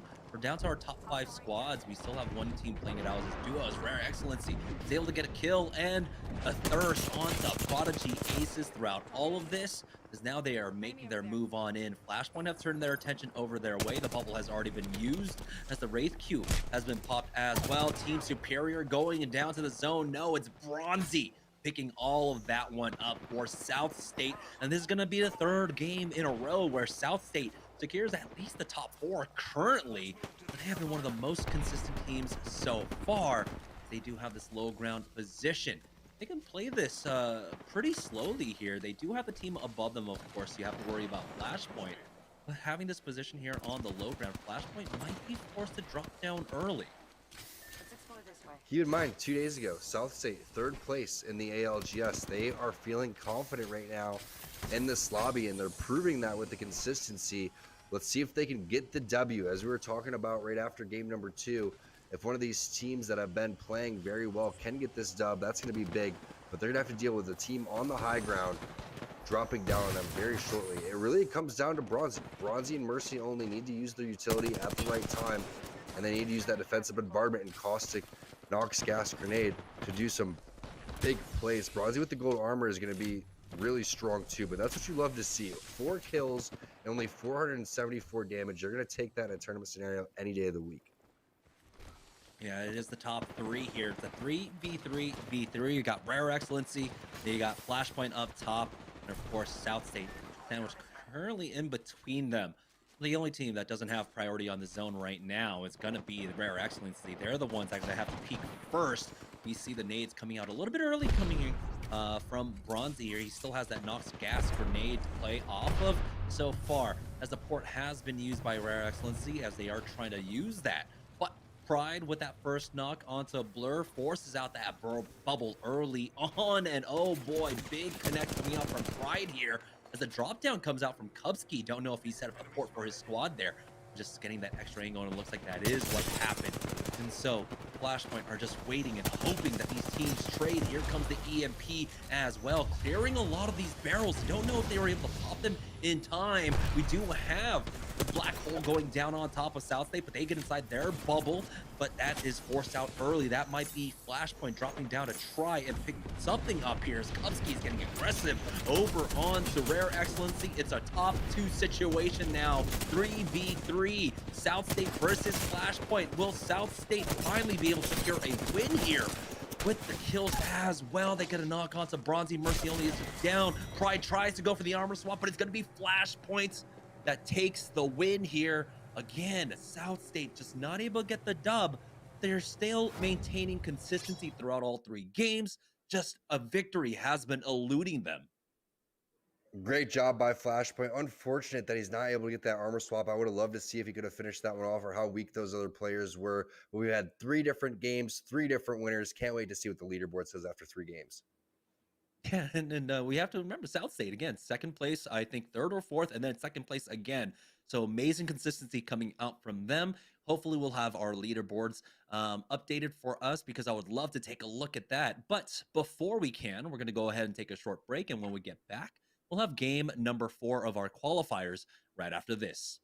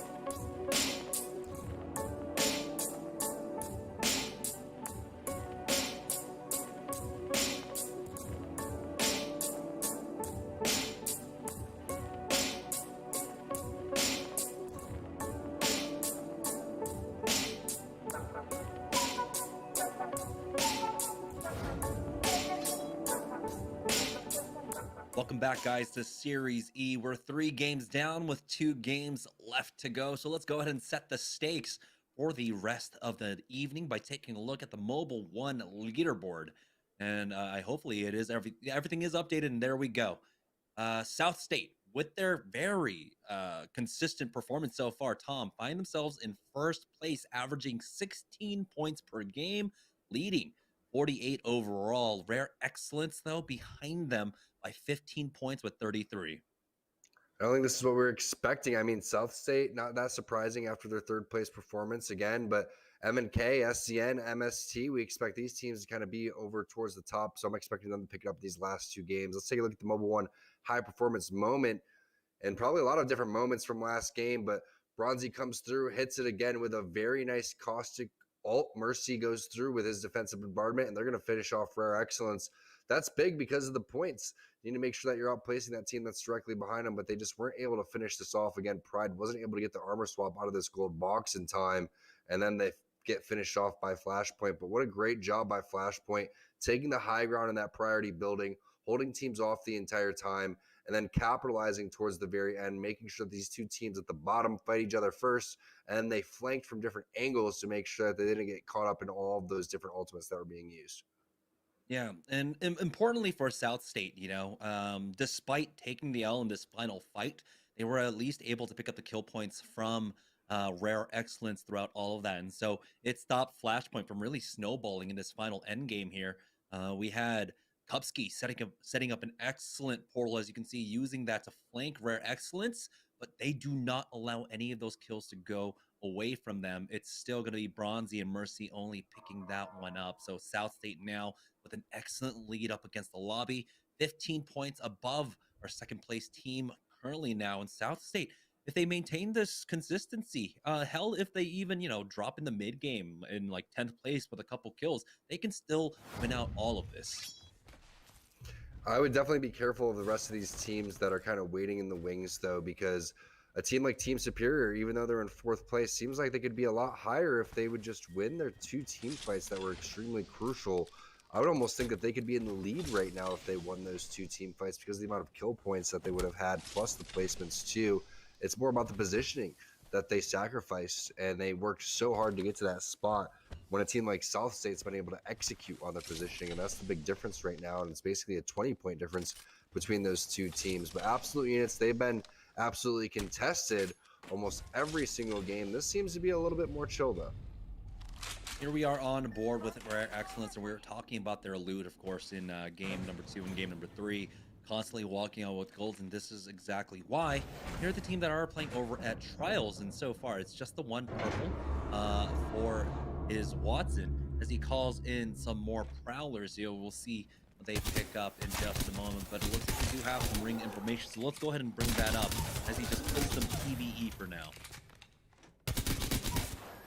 Yeah, and showing you how it's done. You just back off towards the door and finish them off, and see what kind of loot he gets throughout all of this. Again, they've been blessed with some seriously good stuff, and there's the gold bag, the gold helmet.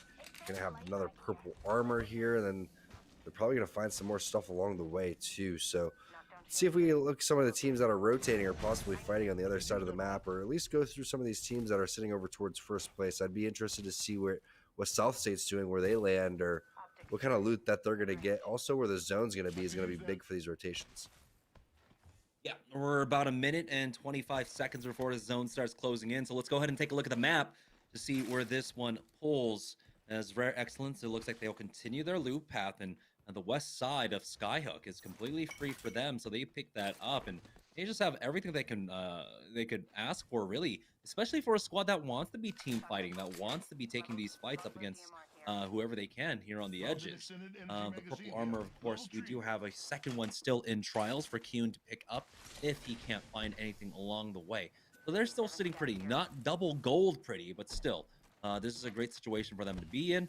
They are, of course, currently, I believe, our second place team right now. They have been fairly consistent as well. Team Season, though, find themselves in a fight. They already got the first knock on to Z. Davis as Klein backs away with that Q. Barrels are being popped on the other side.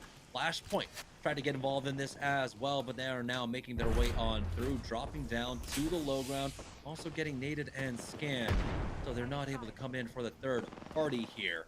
They are still playing on the low ground. They have to be careful, and there we go. We have a better idea of where this ring goes, and it looks like it might be going down to the southeast here. So Dome in play, Lava City quite possibly in play as well. As Wally Catchers find themselves in a fight.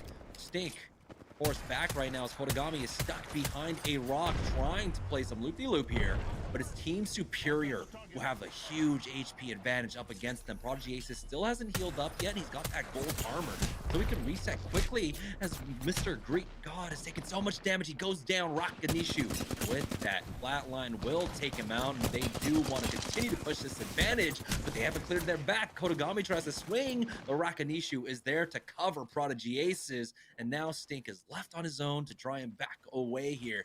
Team Superior will pick up two early game kills. We got to hit the mini map so we could see why these teams are fighting and what the rotations, what the whole purpose of all these fights are for, so we can see exactly what these teams are thinking. So much different area of this is in the zone. It really could basically be anywhere. Smile is going to go and looks like finish off a kill over towards the side. I think that was, and there we do see it. And this is going to be a very interesting zone. This can still go a lot of different ways, but it's going to be primarily back towards this Lava City Dome area. It could be that zone again where we see TSM play a lot, and that's why there's so many fights happening over towards these choke areas. Pickles looks like they want to get aggressive towards this beacon building. Some big massive shots are going to connect, but you don't want to mess with Rakanishu. Prodigy Aces is there as well. 51 for Crunch, but that's on gold armor, and they know the situation here. Armor swap's going to come through. He's stuck over towards the bottom. Rakanishu going to just fly through and easily be able to clean this one up anytime. Still even has his bubble throughout all this too, so nice job by Ken, but just not going to be enough in a 3 versus 1 situation. MST looks like they're going to finish off Smile after Smile had a hot start winning a couple team fights. So after seeing the leaderboard, Jamerson, everybody realizing how much they have to do to catch up to South State, and they're not going to try to take this to chance in the game number 5. They're trying to get it done in game number 4. Yeah, for our middle of the pack teams right now who are floating around the 18 to 24 point range, they know they need 2 big games in a row. They can't just take a dub with maybe 3 or 4 kills. They need to hit the 20s here at these, as MST does get scanned by the squad inside Thermal. 6 just backs away off of this one, but Pander's got cracked. He got hit huge for the 150. It's Seamus now trying to push in, advancing, but Dank goes too far. 6 with that G7 scout takes out G7 Dank as Sumo tries to hold the line now, but he has to back away himself. Did some decent damage, slowing them down at the very least. See, maybe Dank can try and reconnect to the squad. The portal has been used here, but now 6 will not let him get away. That's going to be another kill point. Going on over towards MST. Shame Assist are still stuck out over here inside Harvester, as Holiday has taken that high ground to heal up, but he's only got the syringes, so it's going to be a little while before he can try to get back into this one. Does have his Q up, but Sumo takes so much damage on the cross, and MST might try to full send it off of this one. They know they have the man advantage. They know they did a lot of damage to Sumo as well. They're giving him time to full heal up at this point. As Holiday drops back down to reconnect to try and fight this as a duo at the very least. Arc starts to slow things down as they completely back away. There's no chance for them to recover this banner now. And I'm glad to see MST playing like this because 6 is probably one of the strongest 3 versus 3 skirmishers that we have in here next to Sync, and you're seeing exactly why the massive shots are going to connect. This is great for South State while all this is happening because the more players that get eliminated, the more passive they can play while the rest of this unfolds. And Dog Eat Dog here is Absolute Units getting into a little bit of a fight. Oh, Wizzy. Wiz is going to get the knock onto Sir Lifts, but looks like they do have the high ground here, so I'm not sure why Sir Lifts is even getting knocked to begin with. Looks like he may have accidentally fell through all of that. They're desperately trying to get the res. Sleepy Panda maybe should have portaled his boy out through all this, so that's exactly what he does now. But that allows Breakfast Club to heal. Clamor going to come up for Wizzy. He's trying to find a second knock throughout all this. The portal, and I believe knock shield is still down there for Lifts a lot, so he's not going to be able to get back up quite yet. Fat Fruit Ninja going to have to hold him off. He does a great job, but looks like it's a 2 versus 1 now. Sleepy Panda, it's up to him. I think he's going to be able to win this one out unless Nades can pull this one off. Oh boy, here's an arc star. He gets the armor swap, but he gets peeked at the right time as well. Almost getting the re-knock, but here comes We Know Shroud with the third party to pick that one up. The Breakfast Club are now out along with Absolute Units, I believe. We're down to 12 squads remaining, 32 players here in the second zone, and this is the most action-packed early game we've had so far of tonight's games, and this is typically representative of what happens as we get into the later stages of our qualifiers when teams know they need these massive games. And here we go, the ring information. It is pulling down over towards Dome. Very similar ring to what we had in game number 1, and this time around, Flashpoint are the team that have full control over Dome. Not only that, but they have the OP out of zone scan that they can hit behind them over and over again with the crypto drone, so that's going to be extremely powerful. Surprisingly, South State is very late on the rotation, and they may end up getting into a fight that they weren't really anticipating, because at this point you expect all the teams to be inside. Team Superior, they're looking to fight inside here, knowing that they want to get some kill points. Will they be able to get any type of initial damage? It's really up to Prodigy Aces with the gold armor. He's going to take a little bit of tick of caustic gas. Costs him 1 syringe throughout all this. The best thing to do here would most likely play the roof, but with the caustic, you can't really just run inside. Joey Blackout goes and hits the scans. That's going to show where those players are. But Joey Blackout's not in an area to go and help. All he can do is chuck a couple of nades there. So Prodigy Aces and Rakinishu basically fighting a 2 versus 3 inside. It is allowing them to at least walk them down and try and corner them a little bit. Here's the Beast of the Hunt getting popped. Rakinishu gets the first knock now. It's going to be the 3v2 Flashpoint losing out on the 1. They try to go for that res as he goes for the wide swing on in. Hits for the gold with that Eva 8. Almost gets that knock. As he pops that can one more time, Joey Blackout will take out helping. There goes Kubski, and Team Superior on the verge of taking another team fight in. They're still playing this one out cautiously here. They will be able to finish off Flashpoint, and Team Superior are on a roll here, taking, what is this, 3 team fights in a row, and now they have the priority building in this zone. What a methodical play coming in. Dropping Flashpoint, who won the previous game. That's not easy to do, but Panders is going to get a knock onto Sync, one of our other teams that are sitting in that top 5, top 6 area. And Sync, again, one of those players just like 6 who's just so nasty in these very fast-paced games. Speaking of 6, he's going to get knocked by turn, so this is a big fight. Give me Neutron, last player alive. MST going to be able to take that fight. Is there the third party, though? Pride and South State now on the rotation are there. They know one player's down. They hear the res. Scan is going to come through, but Pride's not even concerned about that. You have Bronzy sniping over towards the back.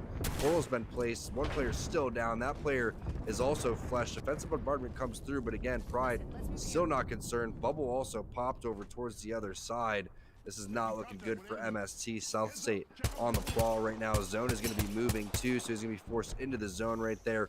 They're going to be thirsty for that red armor as Pride is waiting for the rest of his team to go and heal up before they push this one. Oh boy, and they are now pushing out from the zone. Here comes the Thermite as well. Pride has taken a lot of damage, and he will go down to Panders. There's the bubble. As Bronzy falls, Panders coming up huge now with this Mastiff. And oh my god, MST survived.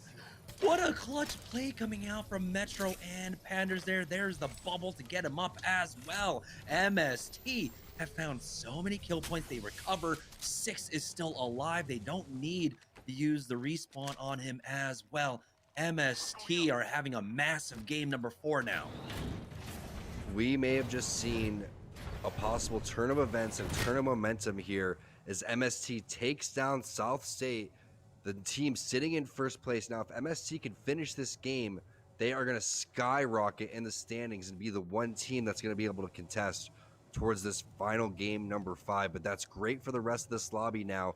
Everybody stands a chance. One of those teams is the team sitting in second place, Rare Excellence, just waiting for their opportunity to go and get these placement points. Again, this is a very fast-paced game.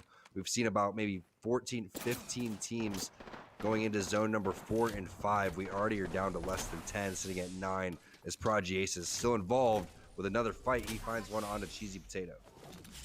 Absolute units, though, trying to make a push on to MST currently, but joining on board with Team Superior. They've already lost out on 1. They've lost out on 2. It's all up to Joey Blackout in the Z proficiency. Definitely proficient with that Massive, as Joey Blackout with the EVA 8 finally trades on back, but the damage has been done. He backs away to heal up with that battery, but he never got the thirst. And so he does have to contend with this. Gibraltar getting in his way. It's a 1v1, as you can see on the other side. They've gone down as well. You might try to bait him out with the res, and that is what he's doing. Might be the full stick as well. He'll be able to get him up for free. Shocked that he allowed to get the res right there. He's kind of torn between getting the res himself or not, and now it's a 2 versus 1 situation with Gray Armor. Not what you were looking for. Huge plays there coming in from Joey Blackout, winning the 2 versus 1, getting Rakanishu and flipping it back to a 2 versus 1 of their own. We're seeing huge plays from these teams after they saw South State get eliminated. They know this is their time to try to make it in. There's 1 spot left, and we're coming down to the last game after this. So game number 4 means so much here as we see what MST is doing. They're in another fight this time on the bottom of the bridge area. Looks like they got a Wraith out of position. That's Sleepy Panda. Add another kill onto MST. Team Superior and MST just putting on a clinic this game. Yeah, between both these squads, you have to imagine a good third, 2/3 of the lobby was killed between these, as I believe, who was it? Prodigy Ace or Rakanishu were sitting as the kill leader with 6. We got Joey Blackout with 2 currently. And so this is a massive game for both Team Superior and MST, especially heading into game number 5.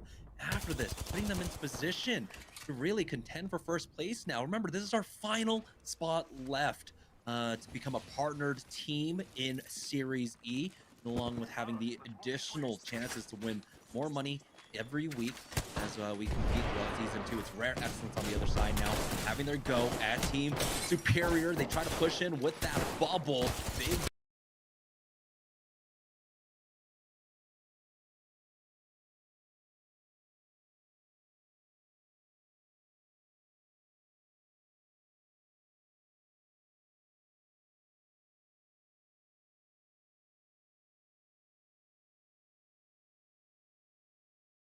coming through.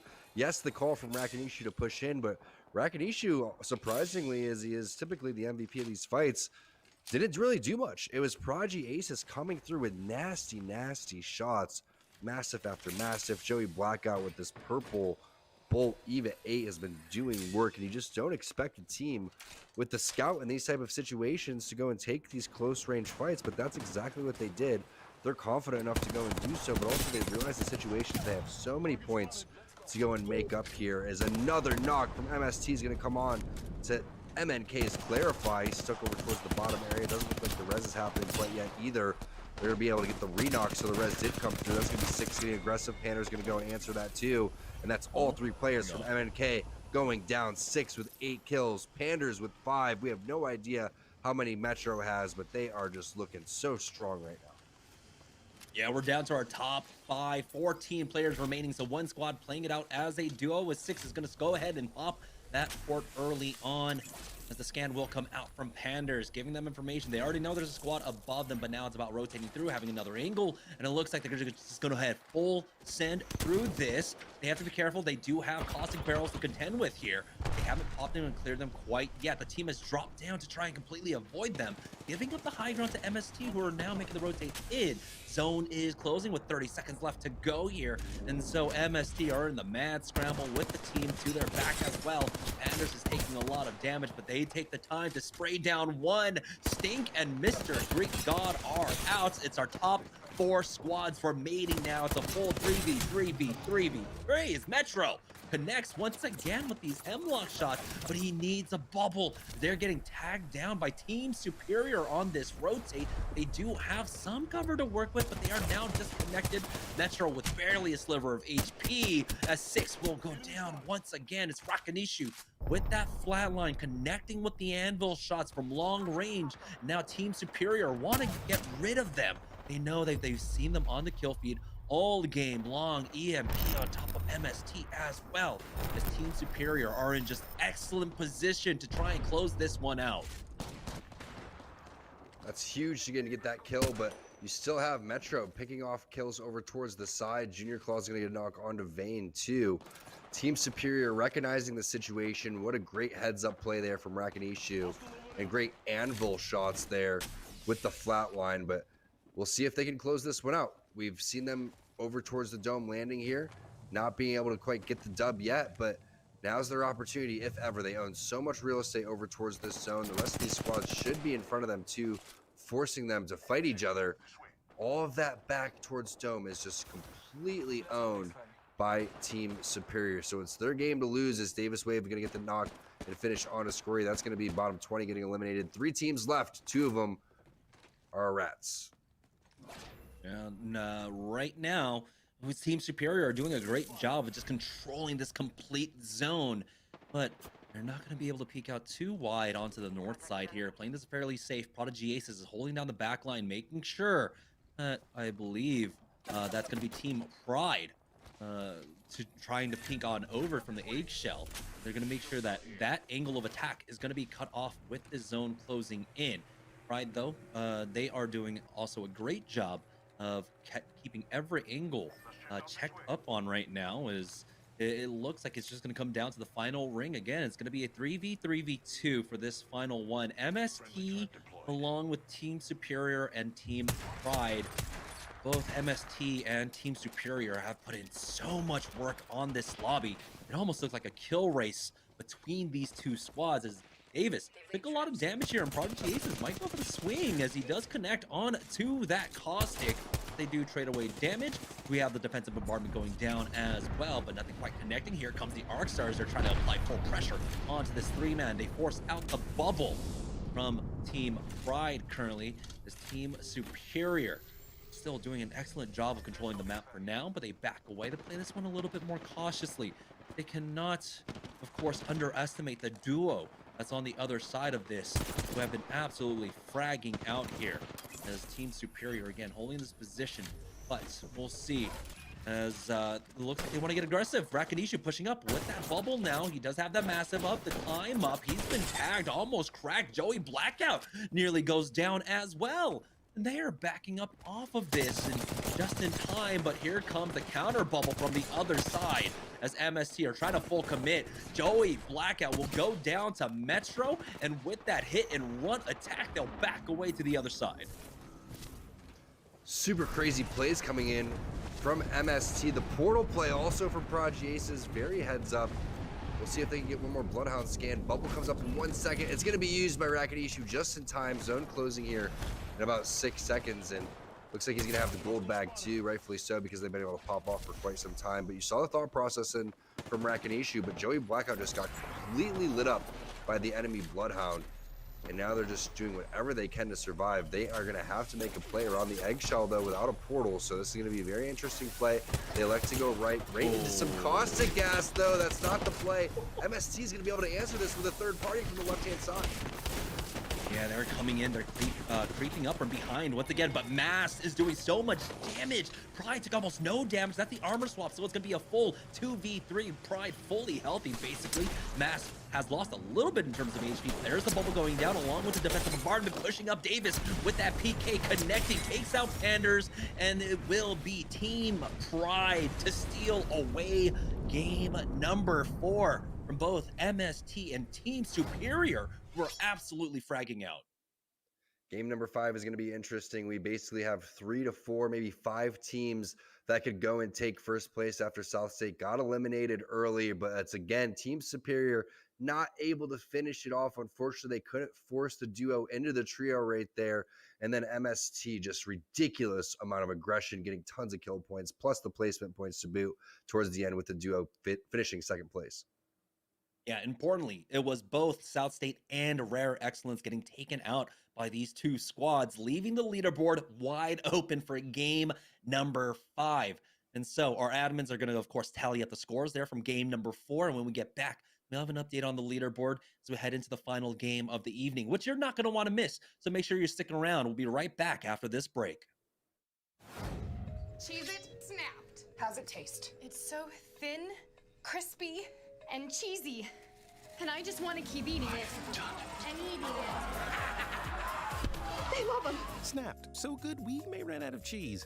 It's Kellogg's, Fruit Loops, Apple Jacks, Corn Pops, Tiger Paws. They're Jumbo. Jumbo snacks, snack time heroes. Gonna take them on the go.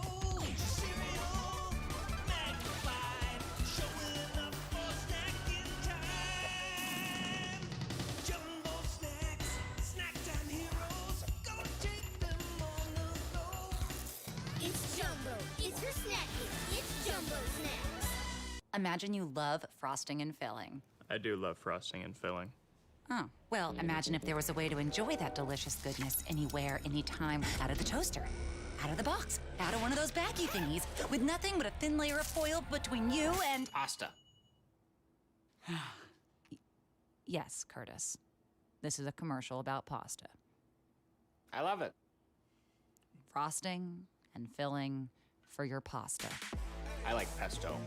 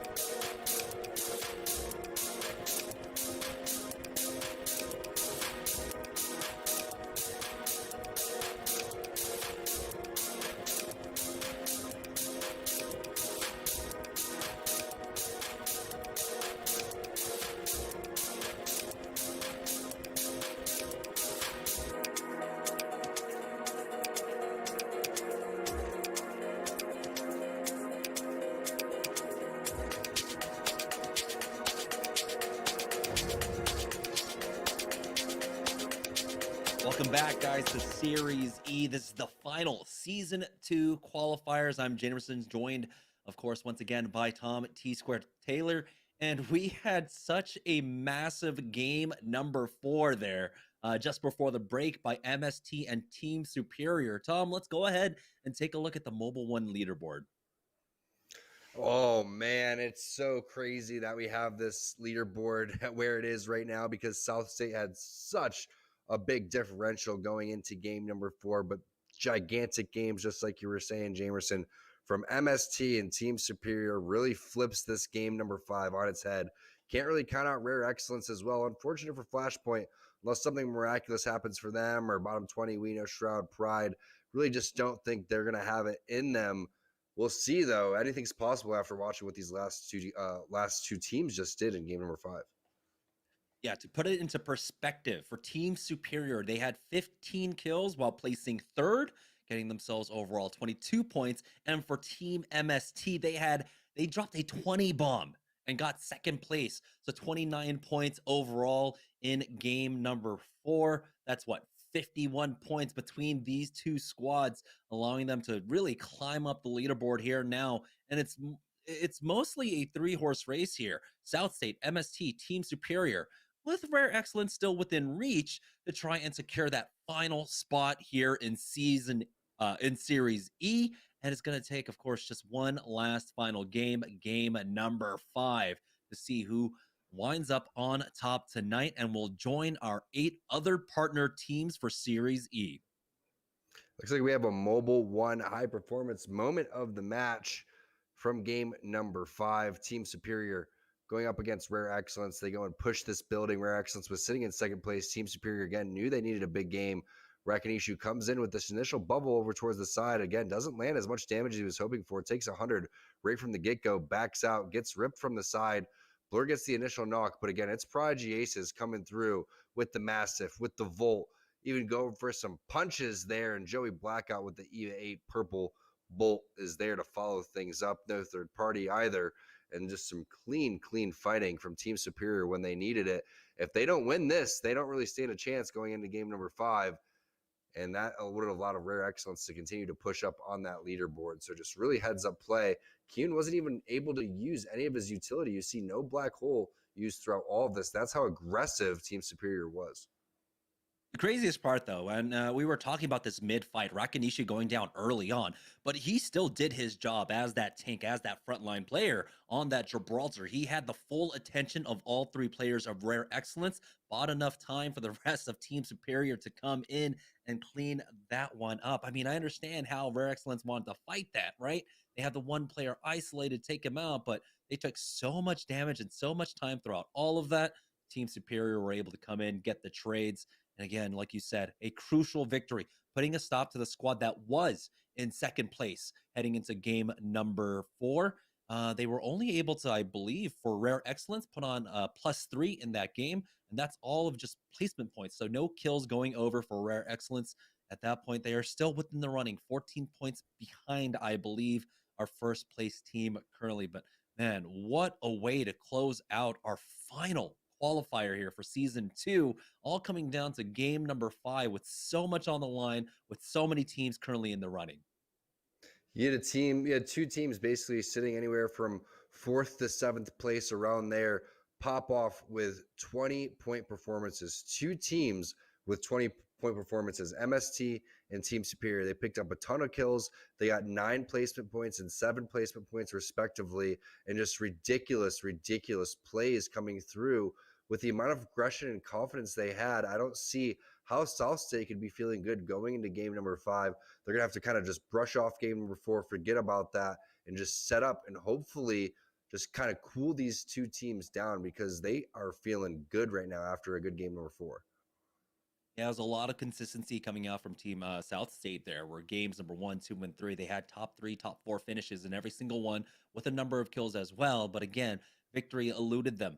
Those +3s that they could have gotten first, along with the extra kill points that they would have gotten, could be the difference maker here. The fact that they weren't able to close out those games as we head into game number 5, our final game of the evening. We're on a board.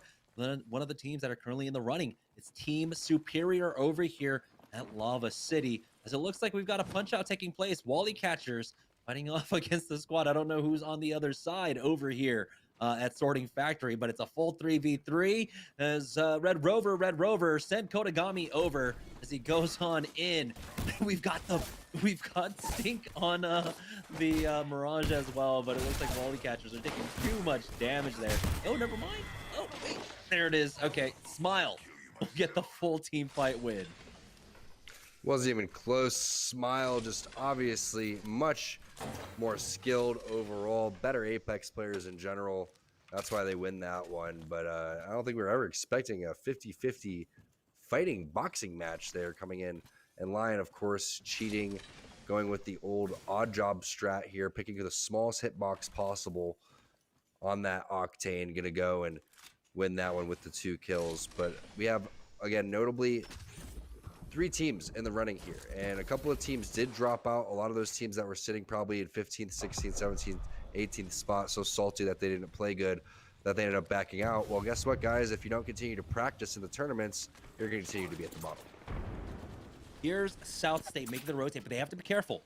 They've already been caught out, or spotted out, excuse me, by the team that are playing over at Survey Camp, and there was another squad laying in the wings there, on that north side respawn beacon. They'll just go ahead and back away off of this one to continue their looting path, as Bronzy and Mercy only have already found some decent armors. Pride is still sitting on that white. It's CNE that were up here, and absolute units lose out on Sleepy Panda, as we have plenty of Revenants in play currently. Yeah, we're going for the Grief team composition here, and that's gonna, you know, it's a little unfortunate that that's how everything's working, but South State is gonna try to capitalize on all this throughout the area. But Bronzy gets taken out, and this is kind of what happens when all hell breaks loose. Revenants are everywhere. It's not as structured as you were expecting. Now you have a lifeline over towards the side, and Mercy Only is like, what did I get myself into? All of these teams are just griefing us. We have lifelines everywhere, and there is Sir Lipslog coming through, trying to get the final finish. Mercy's able to get a couple of kills throughout all this too. Bubble gonna go down. Interesting game to say the least. Yeah, Sir Lifty is the only one alive in this one, but not for long as the third, fourth, fifth, seventh party comes out from crafting here, getting involved, and Bronzy gets taken out. And so, unfortunate. It's 11 squads remaining, 30 players here left as well, as the zone was pulling up more central here towards the north. Just a smidge, could continue to pull over to Skyhook. We'll find out in just a moment. There's too much action to cover. It's another countdown circle. And all of a sudden there's 2 Gibraltars on this team, which I don't think is possible, but kind of disappointed with the way that everyone decided that they want to play the final game, especially just kind of the blatant disrespect for the other teams that are in the lobby trying to do their best and make their way into Series Z. 5 teams dropping out, other teams griefing, teams punching out. It's like, where's the actual competitive integrity here for these other teams? But either way, you know who's going to be loving that. MST is going to love that. Team Superior is going to love that. And it's sometimes it comes down to getting lucky in these type of scenarios, but they did force their own luck and make their own luck in game number 4. Oh, and it looks like Mercy Only just got taken out as well. 10 squads now as MST are starting their rotation through, I believe they were coming from Thermal Station, but they're just backing up once again. Quite possibly just pick up some more loot here and continue. Maybe roaming around the south side to pick up something else, because Metro's still sitting on that white armor right now. They're going to want something a little bit better for him, but oh, they have a team rotating in, and so they've spotted that one out. They're going to try and team fire on this one. Maybe the Wraith got the passive warning that someone was ADSing on her, and so the jig might be up for MST. We'll see how well this lurk works out for them in about a minute's time. They're hoping that they don't get hit with a Bloodhound scan over towards the assistants. Maybe they have some extra intel that we don't have, but they're hoping, again, like you were talking about, just to do a little sabotage move. But when you look at the way that Team Superior is set up right now with all these armors, and you look at 6, he really doesn't have much, but they do find the knocks. It's going to be 2 knocks. Casellos and Lion are going to go down. Metro with the initial burst, and well, we're playing a troll team composition, and you're just going against a team that is literally trying to win and make $750 a month each. That's what's going to happen. Team Crafting finding themselves in a fight on the rotate here as Turns gets the knock onto Decoy. Z Davis uses that gravity lift, but there's another Horizon on the other side. Tempest does lay into them with that wingman. He's got the blue bag on it as well, dropping down to Z Davis, but he will fall and Turns with that flatline. Now it's all up to Tempest here. The squad mates have been thirsted as well, but Tempest with the movement is not going to be enough. He goes down. Now here comes Rare Excellence coming in for the third party. We'll see if they're in time. You know, they've already got the numbers advantage, but how much were they able to cover here? Oh boy, the G7 Scout with a re-knock onto Turns. And now in the sky is the Horizon getting tagged up. And that's going to be Rare Excellence to pick up these kill points. They're on the hunt now for the final player. They're also going to have a little bit of fun with their own grab lift too, and that's going to be 2 free kills going on over. It looks like we're probably going to have like an MST versus Team Superior Rare Excellence kind of fight towards the end of the season. Oh, Breakfast Club trying to get a player caught up in that black hole, and they will take out, I believe this is Team Pickles. It was the winner. Who were the winners of came in number 1, but haven't been able to find much else. It was a third party. It's coming in. MNK losing out on Rex throughout all of this as well. Breakfast Club will continue to push up, and hey, we have our first fuse sighting. And I'm not even sure actually what his ability names are at this point. One's like the Knuckle Duster, right? I think. One's giant flaming grenade that goes half across the map and takes off all of your health. That's the name of that one. So MST are getting involved in this, by the way. Six has come in, was able to get the knock on to clarify, and Panders was able to finish off the Niles. And here's MST continuing that momentum off of game number 4. No, there's not enough players left for them to try and drop another 20 bomb here in in this final game of the evening. Yeah, it's definitely not possible with 2 other players that backed out, but Team Superior now in a tough spot. Rakanishu goes down. His Wasson gonna open things up. These are the 2 teams that are kind of duking it out here. Probably the most important fight we've seen in game number 5 so far. Joey Blackout, does he want to try to go for the res? They've already started to infiltrate over towards the train tunnel area. It's gonna be a 2 versus 3 situation. Keown's gonna finish him off with the Hemlock. Now they're starting to chase down the team that they know they need to eliminate. They cannot allow these teams to rat it out and continue to get more placement points. So this is the opportunity here for Rare Excellence. Yeah, Team Superior are 1 point behind MST heading into this game. Rare Excellence were 10 points behind Team Superior, and this is where they can make up the ground now with South State going down early on. Our 5 squads remaining here with 14 players left. It's just that one squad. It's just Team Superior who are down to a duo. MST making their way through the train tunnel here. They don't have to full commit onto this one. If they want, they can, of course, swing around to the south, over to the west, and make their way on through here. But Six will play the scout for his squad. Spots 1 out over in the train tracks, and then 2 more on top of those buildings here. Do they want to full commit onto this now? It looks like they'll just back away and find another way to rotate in for this zone. And Team Superior is dip set big time over towards the edge of the zone here. They're going to go as far as possible, probably even take this balloon over towards the edge and try to rat it out for placement points and hope that MST gets eliminated, hope that Rare Excellence gets eliminated, because now they are fighting for their life over here with just a duo. Unfortunate for Rakanishu that he got sniped. His Watson being the bearer of bad news over there. Banner is going to expire, and just like anticipated, they are going to take the balloon out. And MST making the southern rotate here for this zone. They've got, of course, the Bloodhound scan ahead of them. They do have to be careful. Remember, they were one of the squads that did that lurk play early on, so they have to be worried of it themselves. But they have the counter to it in that Bloodhound. They're making their way on in and picking up additional loot throughout all of this. And this is not something that we typically see. 5 squads remaining here in zone number 2. This is more like our ranked games, and that's basically what this has come down to. It's more like a bronze pub, to be honest with you, with some really, really good players in it. I mean, I'm not gonna give a lot of space. Yeah, not a rank game for sure, with way too much money up for grabs apparently. But Rare Excellence now gonna make their move. Looks like they are on board with just playing the edge here. This is gonna get really, really weird really fast. Oh boy, here comes Gravity Lift with the bubble being used by his Watson.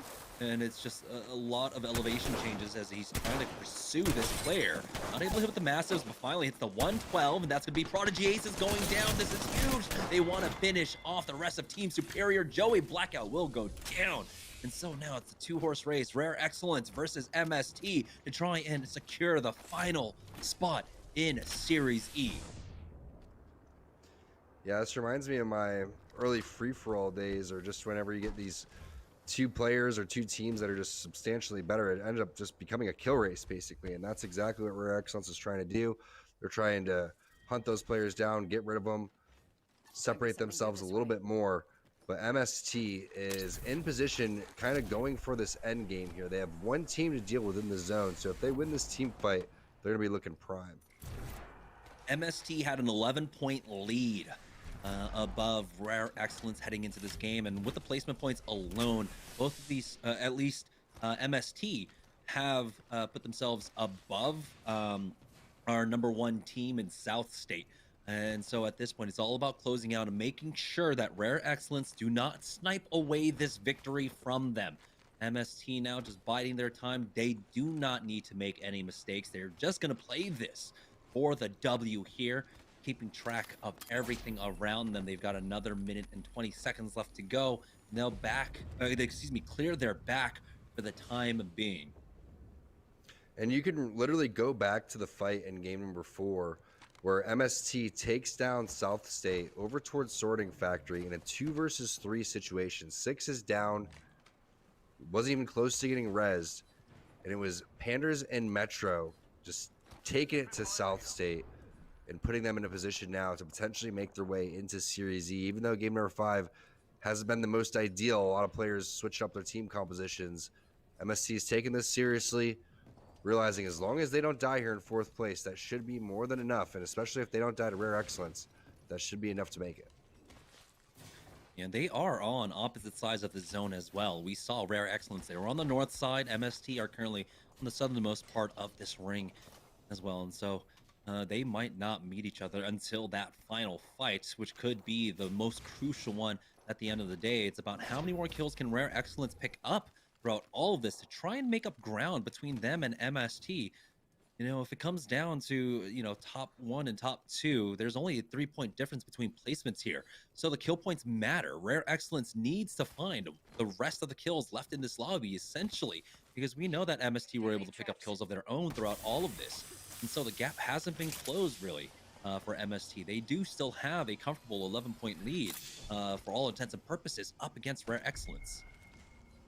You're right, Jamerson. They need to start thinking and acting as if they are super far behind here. If they could clear out these last 2 teams and then face off MST in a head-on-head battle, that's kind of what they need here. They can't expect MST to go and make a mistake and take a fight right now. I guarantee if MST feels like there is a little bit too much pressure, even if there's a small window that they would lose the fight, they would most likely bail and set up for the zone. And, you know, we say this often, and like they're dotting their I's and crossing their T's, but that's exactly what they want to do right on the contract.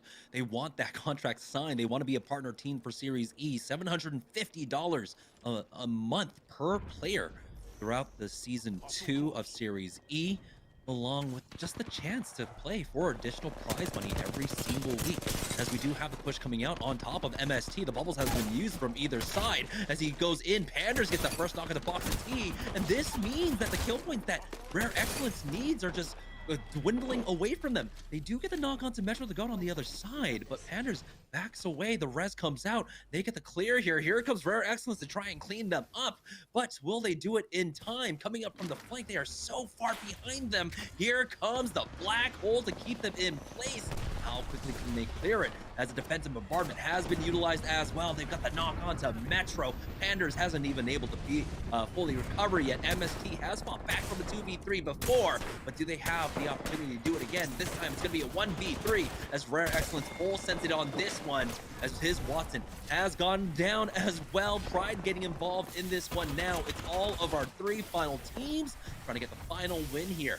Blur will get the thirst onto Metro, but they lose out on 1. And so, without the kill points, I think it just might be MST taking this one here as 6 gets his revenge onto Blur. He wants to try and get the thirst here as his Watson is bleeding out. Keon is able to feel full heal, and 6 gets that thirst onto Blur, and I think MST might have just done it, might have just secured it, especially with Keon to go down next, getting full sent on by this squad. And with that, Pride will have the 3v1 against 6, but it should be MST securing their spot in Series E just after this. It's 6's final stand. What a job by 6, making sure that he was doing whatever he can mathematically to just get out of there, try to give his team an opportunity to just fight on and make their way into Series E. 2 versus 1 situation, understands the third party is going to be there, and now he's going to have this basically victory lap in this 3 versus 1, which it doesn't matter if he wins or not. Pride takes game number 5. And that is our final game of the evening. Rare Excellency, they saw what their path to victory was. They needed to get rid of MST, and they also needed all of the kill points possible, but Pride put a stop to that one. You know, the fall cometh before pride, or pride cometh before the fall, right? And that's exactly what happened to them at the end there. But we're going to go ahead and take a short break, make sure we have all of our results set up perfectly, because this is our final spot in Series E, and we want to make sure we crown the right champion. We're going to take a short break while we do all of that. When we get back, we will be able to announce our final Series E partner team right after this. Imagine you love frosting and filling. I do love frosting and filling. Oh, well, imagine if there was a way to enjoy that delicious goodness anywhere, anytime, out of the toaster, out of the box, out of one of those baggy thingies, with nothing but a thin layer of foil between you and... Pasta. Yes, Curtis. This is a commercial about pasta. I love it. Frosting and filling for your pasta. I like pesto. Stack Pringles flavors. Make new ones. How much do you think Pringles paid these people? Hardly anything. Hey, you guys want to stack different Pringles flavors to create new flavor combos? Here, I'll go first. Pizza, barbecue, and jalapeno. The spicy barbecue pizza stack. Get him! Grandpa, what's going on? Pringles. We're trapped in a Pringles commercial. They must have taken us in our sleep. How can we get out? We can't, Summer. They warned me this would happen, and I didn't listen. Stack Pringles, make endless new flavors. Stacking Pringles to make new flavors. Make endless new flavors. Barbecue, wavy, and sour cream and onion equals a 3-layer dip stack. Stack Pringles flavors. Make new ones. How much do you think Pringles paid these people? Hardly anything. Hey, you guys want to stack different Pringles flavors to create new flavor combos? Here, I'll go first. Pizza, barbecue, and jalapeno. The spicy barbecue pizza stack. Get him! Grandpa, what's going on? Pringles. We're trapped in a Pringles commercial. They must have taken us in our sleep. How can we get out? We can't, Summer. They warned me this would happen, and I didn't listen. Stack Pringles, make endless new flavors. Stacking Pringles to make new flavors. Make endless new flavors. Barbecue, wavy, and sour cream and onion equals a 3-layer dip stack.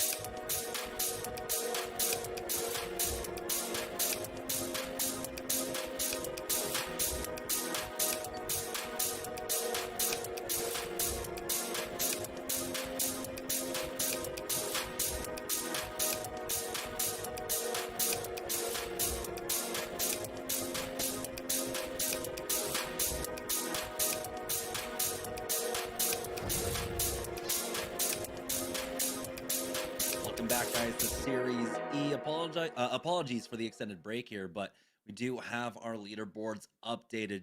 So let's go ahead and take a look who our final squad will be joining us here for Season 2 of Series E by taking a look at the Mobile One leaderboard.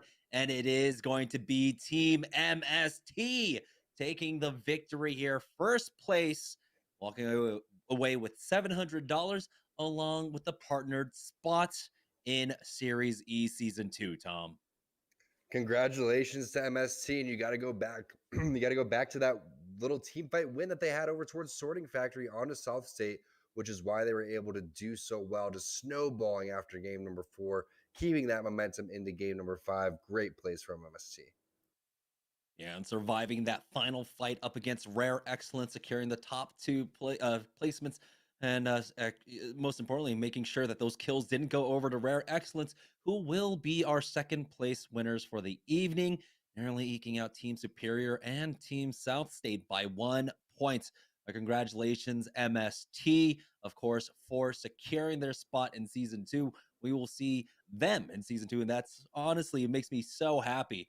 Just because this is, when I think of 6 on MST, is just a player that I go back with so far. You and I both do here in the history of Apex Legends, and to see him have this opportunity, especially after he's proven himself time and time again, winning ALGSs and everything, now securing more funding for himself essentially to keep doing what he loves here. But let's go ahead and take a look at the Mobile One high performance moment of game number 5-6. Being able to ultimately survive out through that third party that came from Rare Excellence, securing himself the top 2 placements. And honestly, he had some great plays, ultimately losing out, of course, in a shotgun battle against Gibraltar. It's going to happen, but he had some excellent moments, even in game number 4, where he was able to just utilize head glitch as well with the peaks on that Mastiff, but ultimately does fall to Team Pride, who took game number 5. But yeah, congratulations to MST, who ultimately won out today and secured a spot in Season 2. Really proud of them, how they were able to just turn it up towards the tail end, not giving up.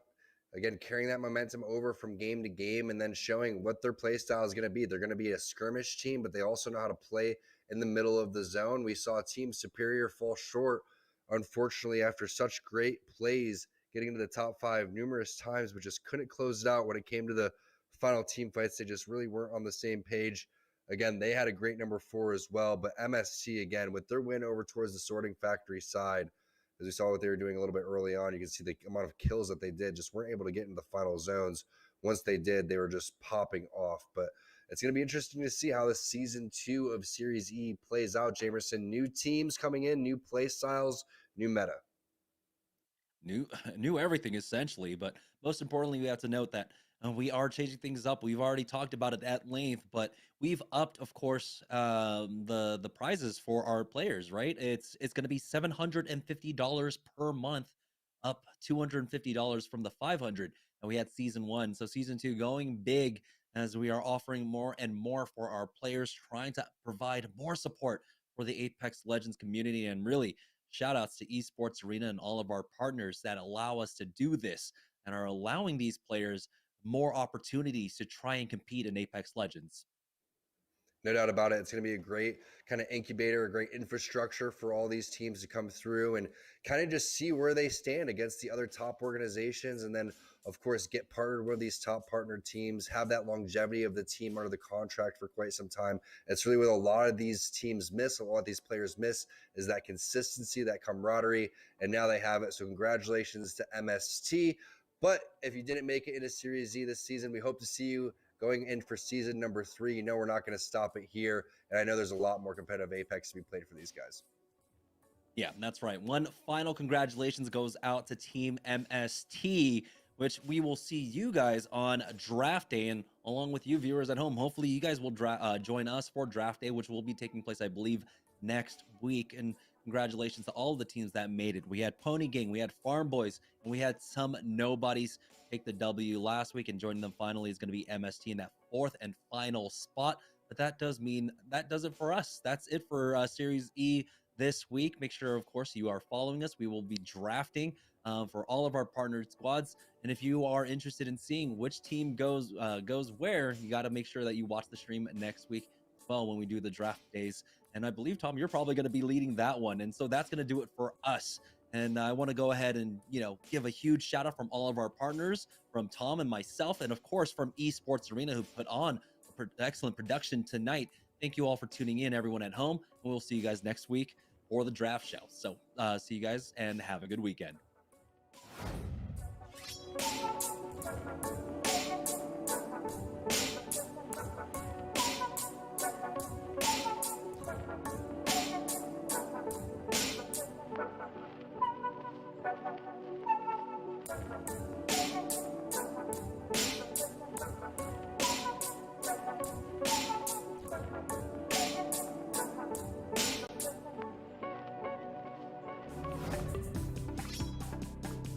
Able to recover Flight's banner. We'll find out in just a moment.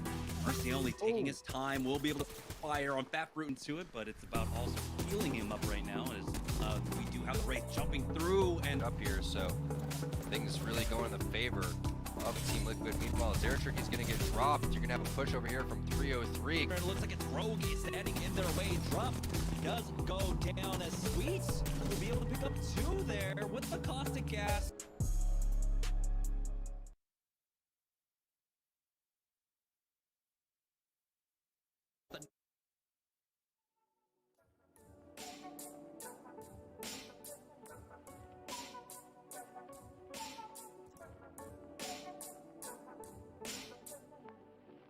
Zeratrick gets the knock on to Pow, and now Team Razor will push forward. They have been on the back foot in a lot of these fights, but now they are trying to take control. CLG getting pushed. Now it's Madness to get knocked. From Team Razor, Zeratrick, he's split up from his team. You have, I believe, Muffins holding it down in the back. He's going to be able to make some big plays here, maybe the defensive bombardment, also a solid bubble when it comes down to it. Towards the Skyhook side, Bird goes down first.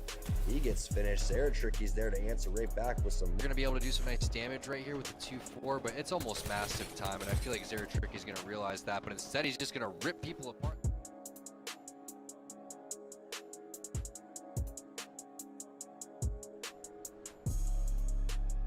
Now sitting with almost no armor, using that headshot angle extremely well though, as Tempest gets the knock onto Stunny. They finish off Sung. A lot of damage, throws down a good nade for himself as Tempest comes in with that bolt, gets the knock onto Rolders, almost gets a second here, goes for a repeat with that arm to A's, and now it's a 1v2. Tempest is a one-man wrecking machine. Look, has not been stunted at all. It's Team Intel in a fight though.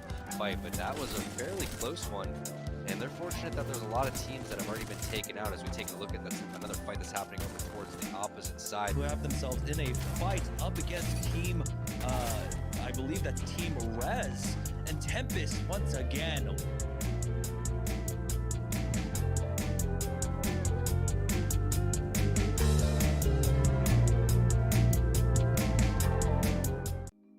Dude, right where Hakulo is, they need to drop armors right here and put multiple armor swaps and then take a fight and bait people with the armor swaps. That's the only chance that they have. Afraid to drop their armors. They're probably just going to try to do a bubble play, which they elect to do. And there's the climb up. All players sitting over towards the top. A great 104 coming in. Multiple nades coming through. I love the shots coming in from Hakulo. Looks like they're doing a great job staying alive. And Team Razor, are you kidding me? And Zeratrick going to get the initial knock. Bubble going to go down. Looks like that's going to be already goes down. Hakulo with the 2x gold barrel stabilizer is absolutely no joke. Laying out about 100 damage before he only takes 125. That player's still down. The rest of the team going to be able to push over here. Expect something big coming in.